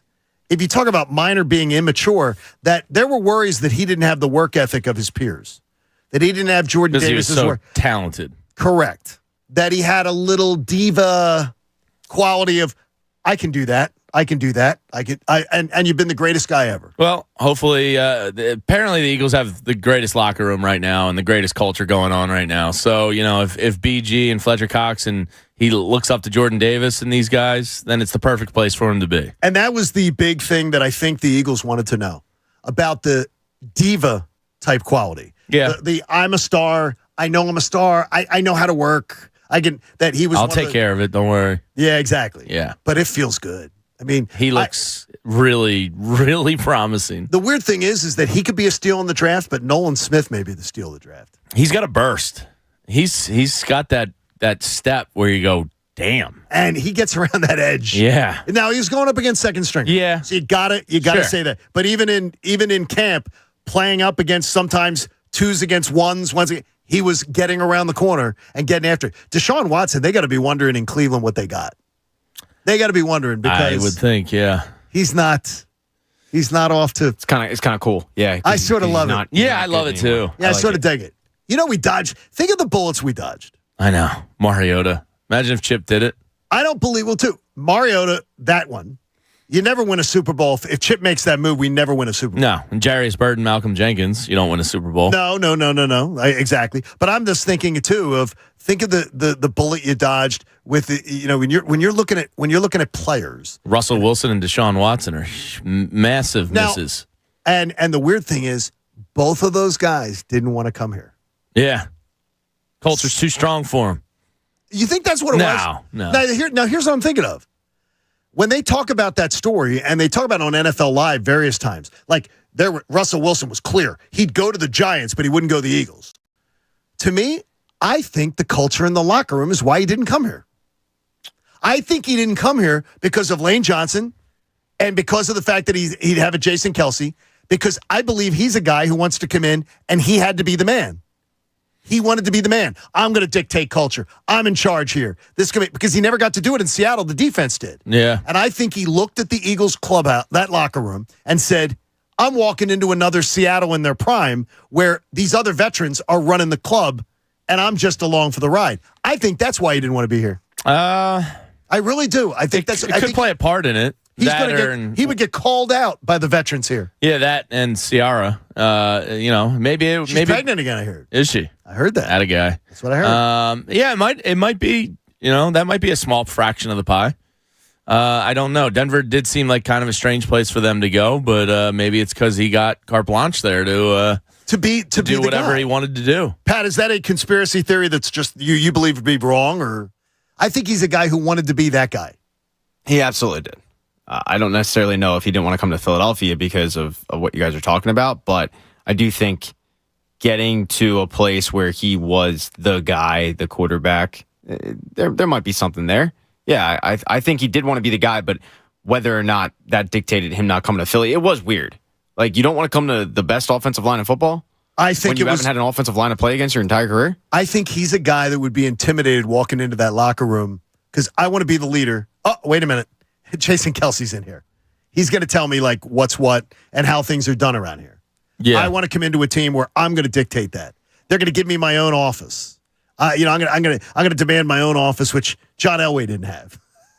I mean, yeah, but I think these days a lot of modern quarterbacks I've heard do have their own offices. Some do. I do not believe Jalen Hurts does though. I believe he does not. By the way, speaking of him, that Jordan commercial, loving it? That made him move a little bit. I'm not going to lie to you. I love the fact of how he and I don't believe it's an act. I don't believe it's what he's putting on. He's so humble. Yeah. He really seems humble. Perfect. It is. I mean, like everything you would want, intangible wise, work ethic wise, personality wise. I just read Zach Berman's article about the two two sisters cheesesteak shop. Yes. Over in Elkins Park, and he was like, "I'm going to help you," and they were like, "Oh yeah, cool," and thought nothing of it. And then next thing you know, he's giving them Super Bowl shout outs and mentions, and their business is blowing up. Like, he just seems perfect, and I don't know how to handle it. I mean, you know what I mean? Besides just kind of being giddy about it. I absolutely. I don't want to be, because I had this one guy going all along to me, "You're so positive on the Eagles. Oh my God, every day it's like a cheerleader fest." And then you get the same, like somebody will call you and go, "Oh, you're being negative on the Phillies." It's like you can't win. Yeah. If you're finding negatives around the Eagles, you're not an Eagles fan. You're just trying to nitpick because the Eagles are by far the favorite in the NFC. I'm thinking as big a favorite in the NFC since Seattle was trying to go back to the Super Bowl. Probably. The two areas of concern that I think anybody would be like, yeah, but it's not like you can overcome them is safety and linebacker. Like, Nakobe Dean looked good last night, but we still don't really know. And, safety is Reed Blankenship what we think he is. Can Sidney Brown step in and start?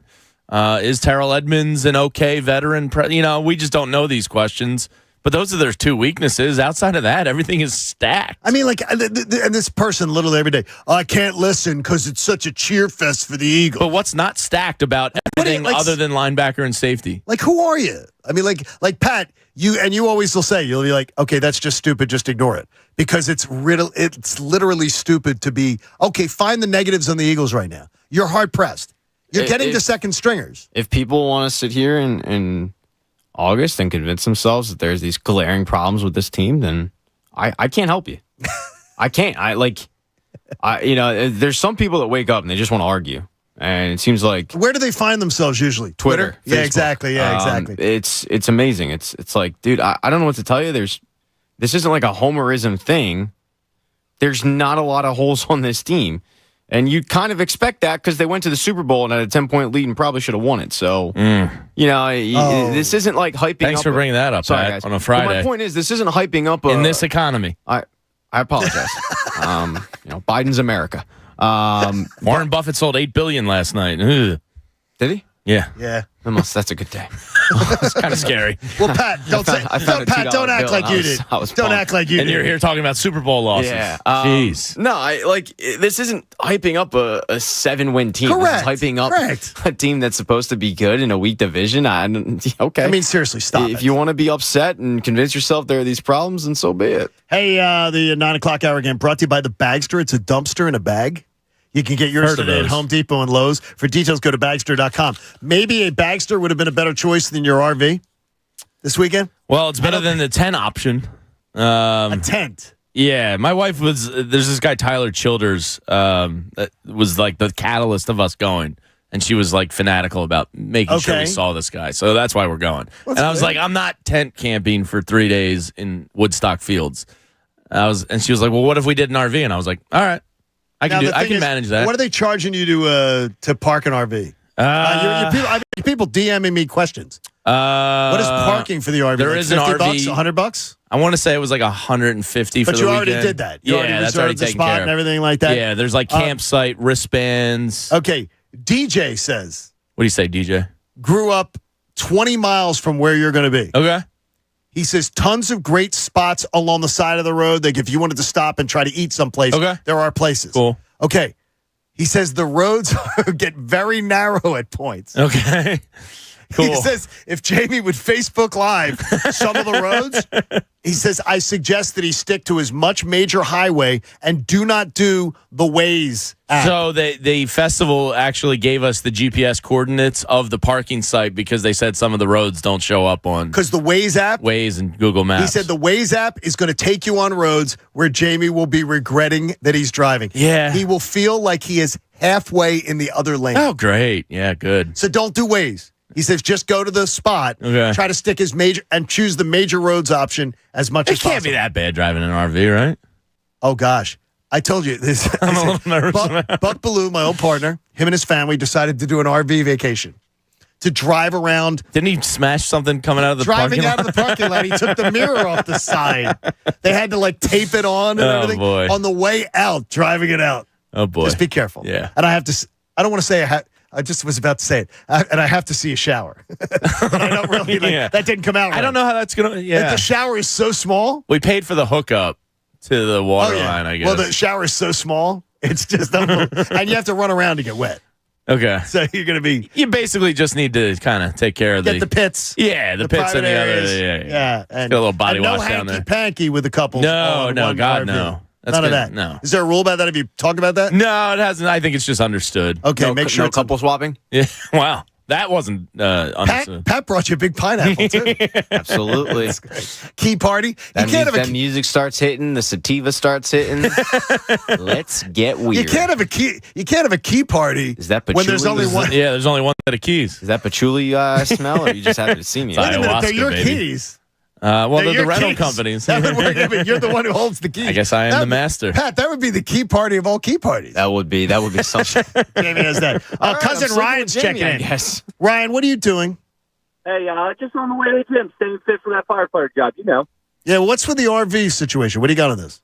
So my advice for Jamie is an RV and a fire truck are very much the same size, and I've driven fire trucks for a long time. Take your driver's side wheels and put them as close to, if not on, the double yellow lines in the middle, and drive so that you know where you are on your side. Don't worry about the other side unless you're kind of backing up and parking. All right, that's good advice. See?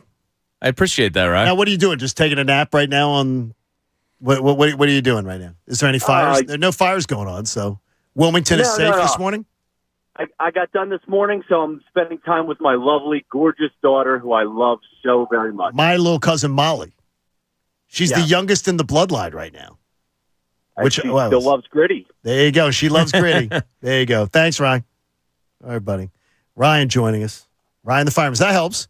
Ryan has driven fire trucks for many, many years. Yeah, that's a good piece of advice. So there you go. Don't worry about the other side. Just worry about yours. All right, we'll play another game of Who's Better. Plus, we finally get the guy who pitched the no-hitter to pitch again. The largest rest gap ever after a no-hitter. It's ridiculous. John Kincaid Show on 97.5 The Fanatic. Join me on the Bet Park Sportsbook and Casino app. We're thrilled that Jamie joins us every week because of it. But I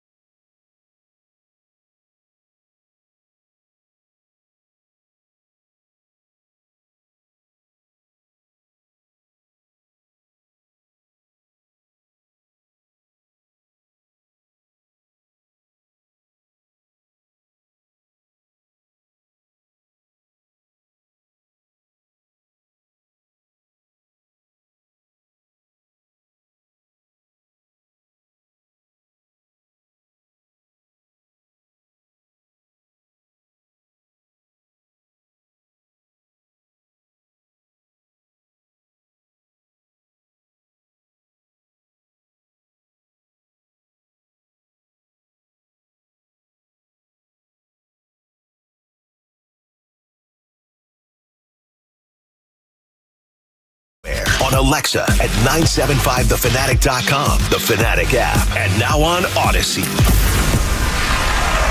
Now, back to the John Kincaid Show on 97.5 The Fanatic, Philadelphia. John Kincaid Show on 97.5 The Fanatic, and we appreciate you being a part of things. Did you know you can book your fantasy football draft party at PJ's? That sounds distracting. That sounds good. Yeah, it does, but it's distracting too. Visit pjspub.com for details. And if you're hosting at home, you can score big with PJ's party packages that are available for order online. Now, Connor, did you ignore my email that I sent you? What email? So you did. The email I sent you about, because I offered Egan this morning, I realized when I signed up to be in the Fantasy Football League, I didn't realize the brain fog and the thing that the chemotherapy was going to give me. And it's very frustrating at times. I'm trying to hide it on the air, and hopefully I am. Yeah, you're doing a good job. So somebody has to be sort of the person who sets the lineup online and does all that. And we are a team, the morning show. So I was trying to figure out, so I sent an email to Connor. I said, do you want to be the person who sets the lineup and have that responsibility? Yeah, I didn't ignore it. I remember I saw the email came in, and I just choose not to look at it. So would you want to be the person or not? That's a tough question to ask. You're putting me on the spot right now. Well, I mean, Pat has already said, no, I'll pass. I'm good. Pat doesn't want to set the lineup. What are you afraid of? Well, no. You're not the one. No. You're not the one making. We're going to collectively on Friday set the lineup. On every Friday, we'll set the lineup for our team. Well, all you have to do is be the person who enters it. I have no other option because we've got Bob's not going to do it. He's going to say his password's Bob lost. will lose his password. You're already in the league, right? Yes. Jamie's already in the league. Because I was going to say, we have captain schedules golf rounds during the Masters every year over here. We have Bob. Bob can't keep track of his phone, Cooney. Bob can't have a password. Pat doesn't want to do it. I mean, Pat takes off for parts unknown, too. And, you got to pass you're up. it. Yes. I guess I'll do it then. You think you'll do it? I guess I'll do We it. can't let Haley do it because Haley is against us also with her own franchise. You realize how pantsed we will all be if Haley beats us? If she is better than us, we're going to look like such jackwagons. It's fantasy football. I mean, things happen. No, but but you're pretty bad. Haley is a very, very talented young lady. But if her knowledge, if we can't beat her with collective knowledge. No, that's the issue. In general, you would think that the whole is greater than the sum of the parts, but I think there's too many cooks in the kitchen here at some points, and we're going to go back and forth on some roster decisions that might hurt us. Well, as I said, though, I will, if there is a dispute where we cannot come to a agreement, where there's a majority, I will flip the coin. I'll be the deciding vote. Well, if you're flipping the coin, you won't be deciding. No, I'll be the deciding. I'm just put saying up Twitter polls for the listeners. No, I won't do I'm that. in on that. No, I don't want Twitter polls. Let's do the Mount Rushmore of best options. Yeah, we don't do that. So, Connor, you'll do it for us? Yeah, sure. So I sent you the email because you have to put your email and password, and don't let Bob be involved in it because Bob will lose his password. Yeah. Could you send it again? I probably deleted it. Did you really? No, I think it's in there. By the way, too, starting next week, this year we're going to do our confidence pool differently, which Bob also lost his password for. And Jamie was in the running in the top 9 with me. Yeah.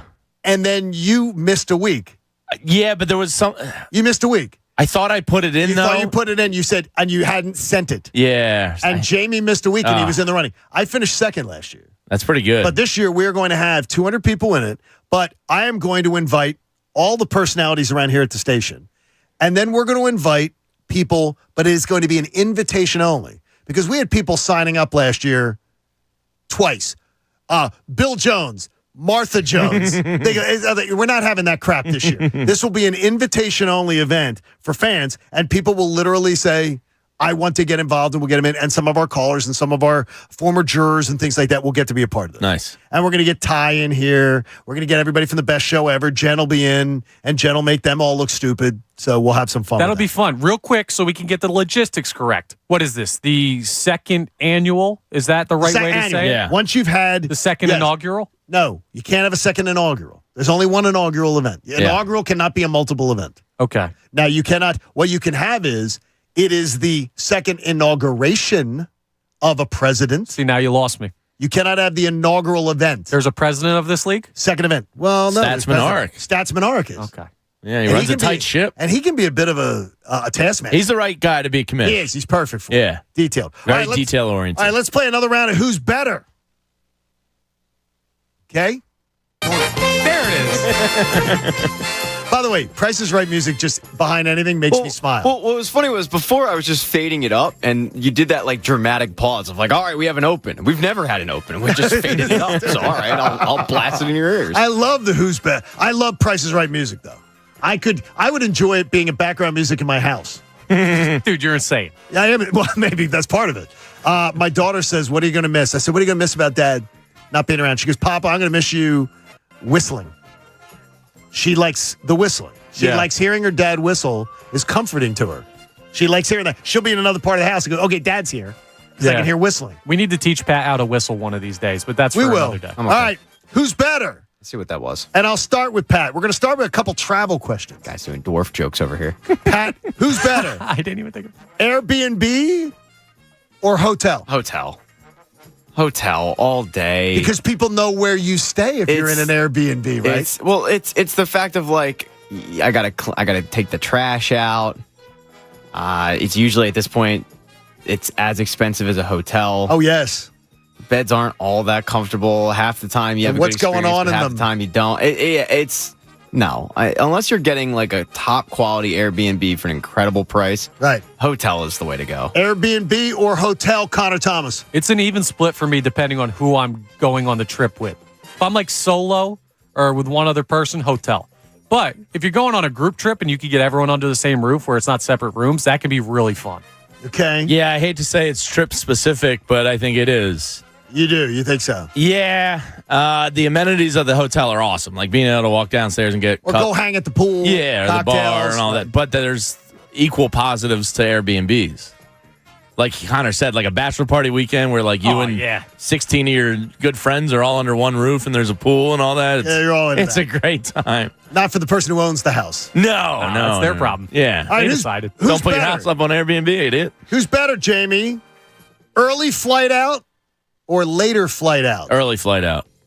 You answered that like decisively. Yeah, I used to take a lot of red eyes. And while it sucks when you're in it, it's so far superior landing and just going. Okay. Yeah. Early flight out or later flight out, Connor? Jamie's right. Early flight out. Waiting around all day for a flight sucks. Yeah, screw that. Get me out of here. Yeah. What's weird is that I thought there would be some difference in answers. So Pat has a chance to make it a trifecta here. Early flight out or later He flight out? likes to sleep. I do like to sleep, and I can't sleep on planes. You can't, right? Correct. You're awake the whole Cannot time. sleep on planes, so I will reluctantly go with early flight out. Reluctantly, though. But it's very reluctant. Yeah, because I'm a night owl. But I mean, that flight from Vegas to Philly, It's long. it was long. It was hot as hell too. It was hot. Pat also Best- doesn't drink, right? So Right. I think one of the good things for an early flight out, if you've been hammering back the drinks on a trip, is you're going to be hungover anyway. Might as well be on the plane at that point. Get a twofer. I would say this, though. I've worked in radio a long time, like 30 years. Pat Egan is the best person I've ever traveled with to sit next to on a plane. Not even close. Because Pat and I, after we took off, Pat, did we say 2 words to each other? We don't know each other. I don't know Correct. See, you like that. me, who would talk a cat off a fish truck, when I'm on a plane, don't talk to me. I'll talk to you beforehand. Hey, how you doing? What's That's why going I on? love the And I'll be headphones. friendly. But I It's like, love, don't talk I to me. love to just like focus on what I'm doing, and like Yeah. I don't want to have a conversation for the whole flight. Nah. Bob and I Connor, got work to do over here. Bob and Connor are a little different. You're like Odell Beckham on a plane, just unresponsive. Let's say 4. All right, who's better, Connor? Bringing food with you on the plane, or eating what you may get offered by them as a snack? These are snacks. Bringing your own snacks or eating theirs? Immediate airport. Go right to the bar, get a drink, then go to the convenience store and get a couple snacks and a bottle of water for the plane. I'm not trusting the plane people with my food.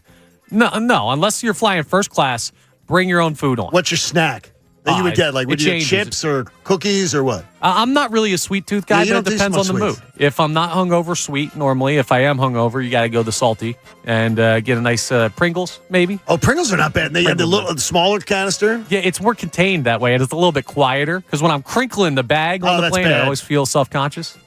Give me gummy bears, pretzels, and/or trail mix. Those are my three. Are you buying them before you get to the airport, or when? Yeah, usually when I was flying a lot, I would buy it prior to the airport. Prior to the airport. But you are always bring your own snacks. Yeah, I don't trust the plane to give me anything. Pat, I already know your answer. Yeah, bring your own. I mean, Pat brings. He pre-mixed cereals and candy. Oh my gosh, Pat's like the best. He's got like a bento box of candy, and he will share. Yeah, he will share. Yeah, He's I'll share. He's a kind. Now he won't talk to you.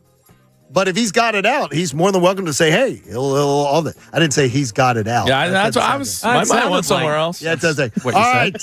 All right, Pat. M&Ms or Reese's Cups? Reese's Cup. Well, you didn't even breathe. Didn't even on that think one. about it. Reese's Cup all day. Are we talking just the M&M original? No, you can do whatever. Because the pretzel M&M is. If you want pretzel M&Ms versus Reese's Cups, Pat didn't even hesitate on this one. This is the hardest candy dilemma for me because those are the two. If I was on death row and they said you can have candy on death, that would be the hardest thing. I'd be bargaining with the warden. Give me a Take 5 bar over all of it. Yeah. Not really. I would go Reese's Cup over M&M. Yeah, I would too.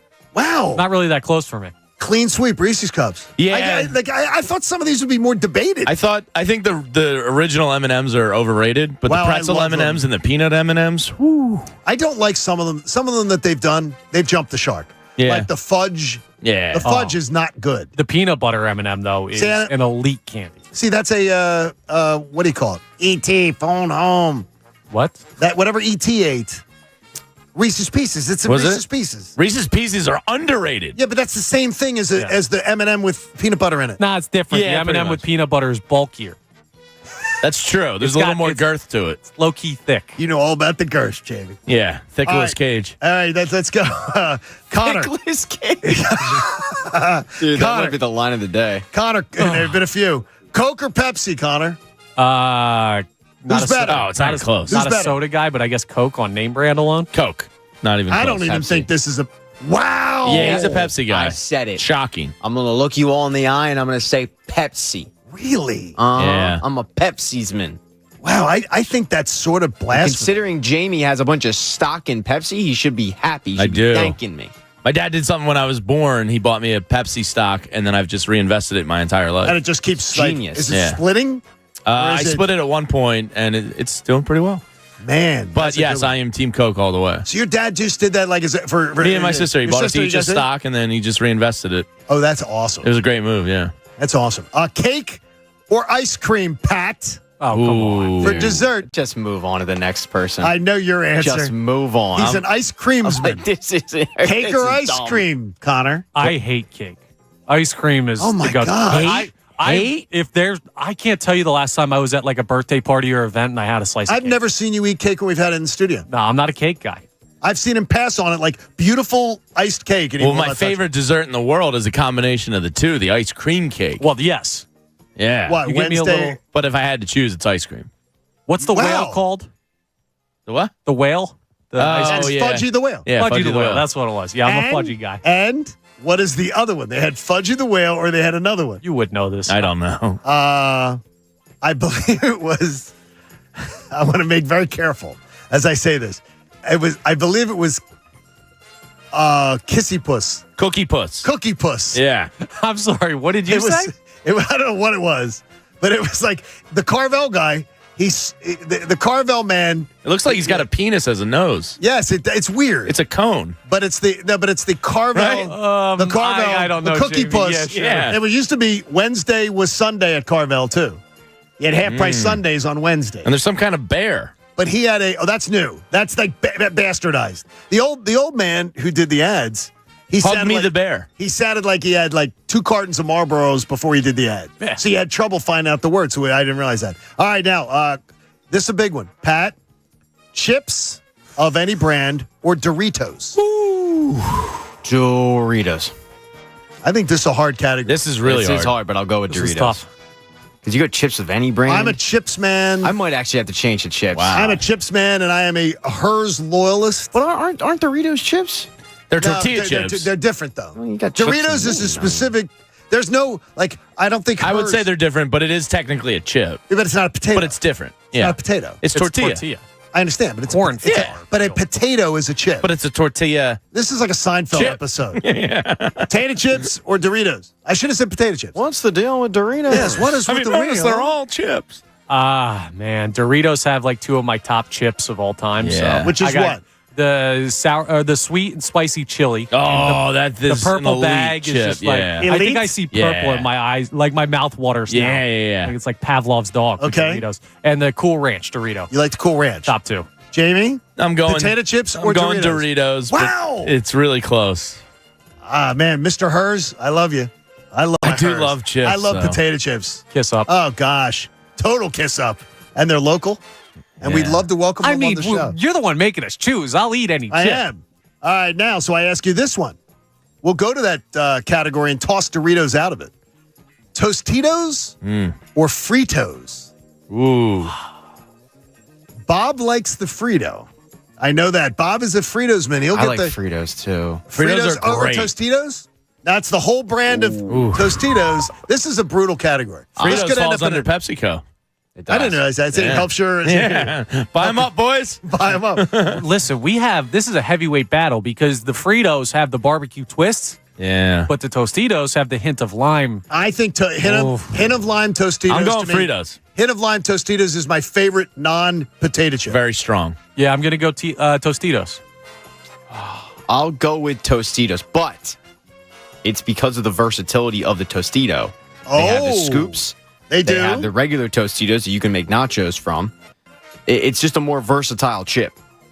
So you like the But the versatility. best burrito I ever had Fritos in it. Here's the thing, though: Tostitos, just flat triangle chip. Fritos got to do all these curves and twists and everything. We're not in an air show. Stop showing off. You're trying to distract from something.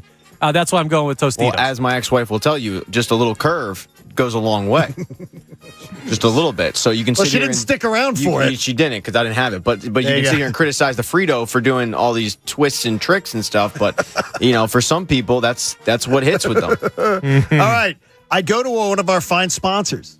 Oh, this Wendy's. is gonna get dangerous. Wendy's. Love Wendy's. Chocolate. Okay. No, I'm not asking you that because I knew Pat would do the easy one. Ordering off the value menu or ordering off the regular menu when you're at Wendy's? How broke am I? Which one? How broke am I? No, you have to just that's say what it is. because I think ordering off. Regular menu.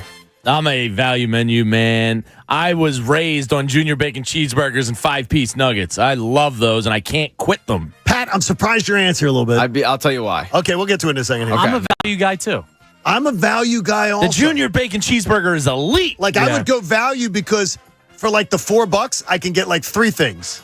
Whereas for like a sandwich, you get one of the big sandwiches. Yeah. And they're big and they're worth it, but you're getting one. When I was growing up, it was the 420 meal. You could get 4 items for 420. You still can get that. Yeah.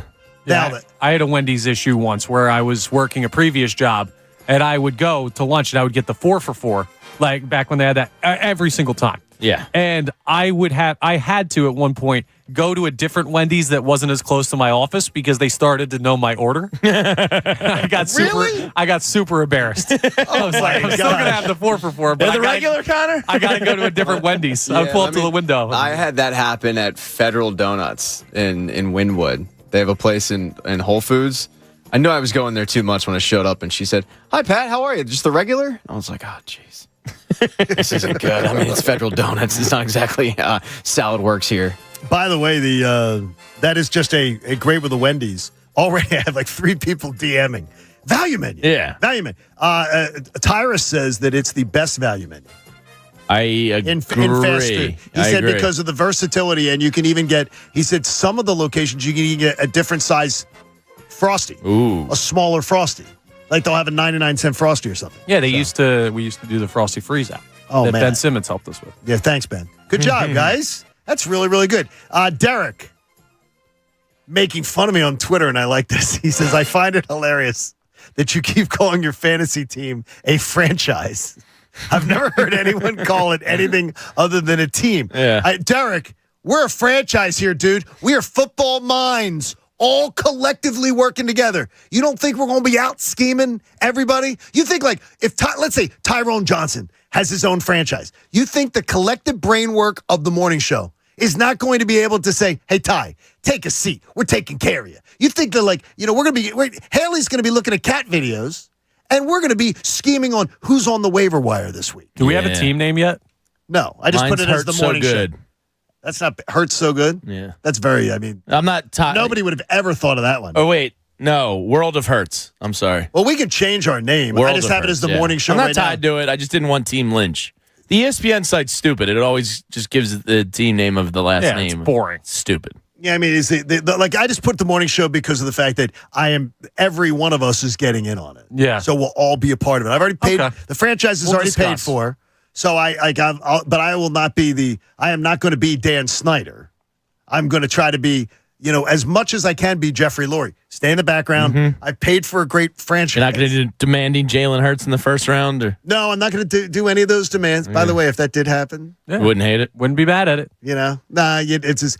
Did you hear? We'll discuss off air. Jamie, did you hear Adam Schefter yesterday? I did not, actually. On Wednesday, excuse me. He drafted Jalen Hurts. He drafted A.J. Brown. He drafted Dallas Goedert, the Eagles defense. Goedert and the Eagles defense. Oh, wow. He loaded up on the Eagles. Wow. I mean, they're the best offense in the NFC. And the Eagles team, the star players went off the board. I know two other people in the ESPN league. The Eagles were rated. Like people up in Bristol. I mean, they probably are going to put up, more than 30 points. Wait, like 31 a game maybe? Yeah, I would think they're probably an average of, 31, 32 a game type of team. Are they not the best offense in the NFL to you? The Chiefs have this guy. I think the Chiefs get it. Yeah, but it's kind of a two-man deal, right? Yeah, but that Who two-man cares if game they're more can't be productive? stopped. Yeah, I got you. If they can. I still believe. But yeah, they have a chance to be. I still believe Super Bowl Sunday, they did a pretty nice job with. I don't think Travis Kelce owned them or ate their lunch by any stretch of the imagination. He had that stretch, but it was very similar to the Gronkowski thing in his first 17, Super, right? where when coming out of halftime, he just had that monster drive and a half. Kelce had his stretch, but yeah, largely they handled it. Jamie, you got something else for us? We love picking your brain. Coming in, anything else on your mind? I mean, we got the Phillies in action. I mean, we made this earlier. If I let you pick the Phillies get the number one seed, and right now 3 teams are battling for the top spot in the Central. Milwaukee has a 2-game lead on the Reds and the Cubs. So whoever is the runner-up in that division will probably be the top wild card. Mm-hmm. I mean, will be the second wild card next to the Phillies. Yeah. If you got to pick your opponent right now, Reds, Cubs, Brewers. Connor and Pat both had an answer. I don't think you heard it. I didn't. I would go Cubs. Why Cubs over the other two? The Reds might be too young and dumb enough to not know what they're up against. So that kind of, I don't know, spark just kind of weirds me out a little bit. Actually, I might trade to the Brewers because I feel like we kind of own the Brewers. They just won a series here, though. They did. But I would just go Cubs just because I think they're playing far above their fighting weight. And I think they're probably more average than they are good. They're the second best team in the National League to the Dodgers, who've won 11 in a row. That's wild. Cubs are coming around. I think they're 21-11 or something, or 21-10. Yeah, it's between the Brewers and the Cubs. They dug themselves out of a hole. Yeah, they have. Yeah, my gut says Cubs. Your friend Pat Dansby went into the owner's office, and he was asking them about buying and selling. And Dansby Swanson came in and said, "You brought me here to sell?"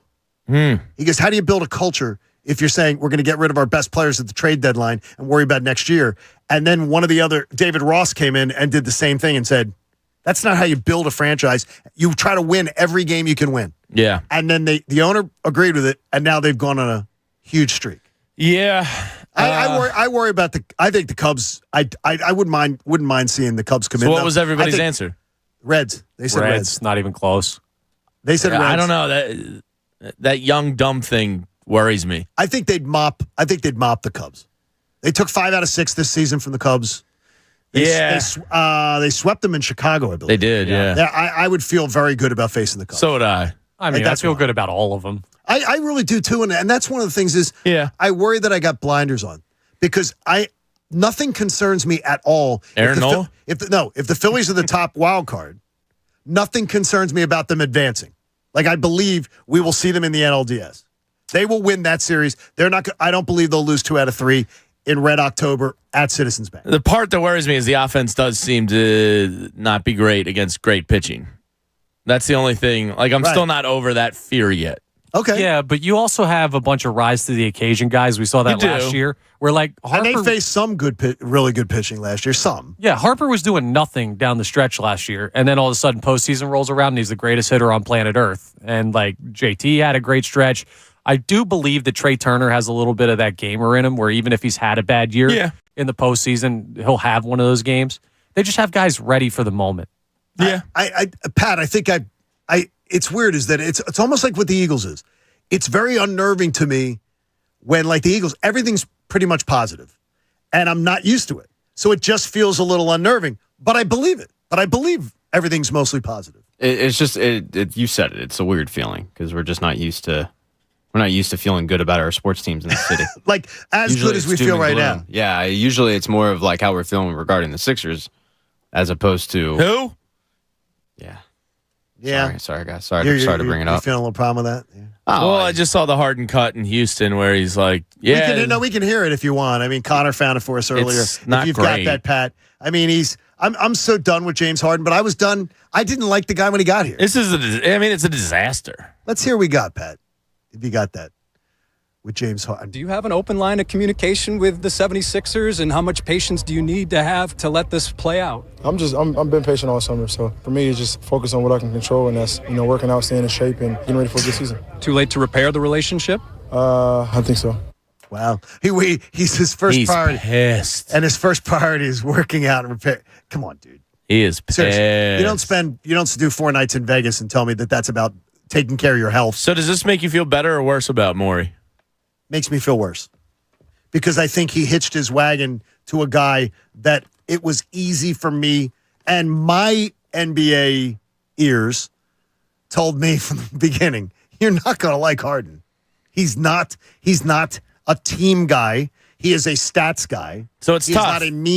But even though he said he can be a popular person, people like being around him. Yeah. He's fun. He's fun. But when you need to toughen up and focus. It's hard because Morey did the right thing and not giving him a 3 or 4 year, promised deal, but then it's a completely bungled situation. So you're like, all right, he made the tough decision, which majority of Sixers fans agree was the right one. They better agree with it. And then now it's still bungled, so you're like, I believe the lie that James Harden's referring to is him when the Sixers came out, because it was within 24 hours.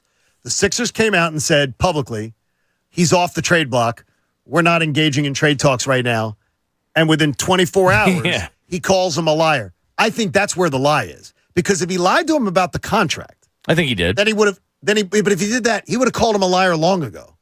I guess there was still hope he was going to get like a 2-year, $120 or $110 million deal or something. I don't know. He has no. I think he was lied to about the contract. I do not. I think there was a wink, like I'll take care of you next year if you do the right thing. And I think he would have called him a liar long ago if that was the case. Like in season? I think no. In the offseason, he's had all offseason to call him a liar. And even before an opted in, he could have called him a liar. Like, I'm opted in, but you got to save some weapons in the closet, right? Like, he's still going to have more moves to go. What do you?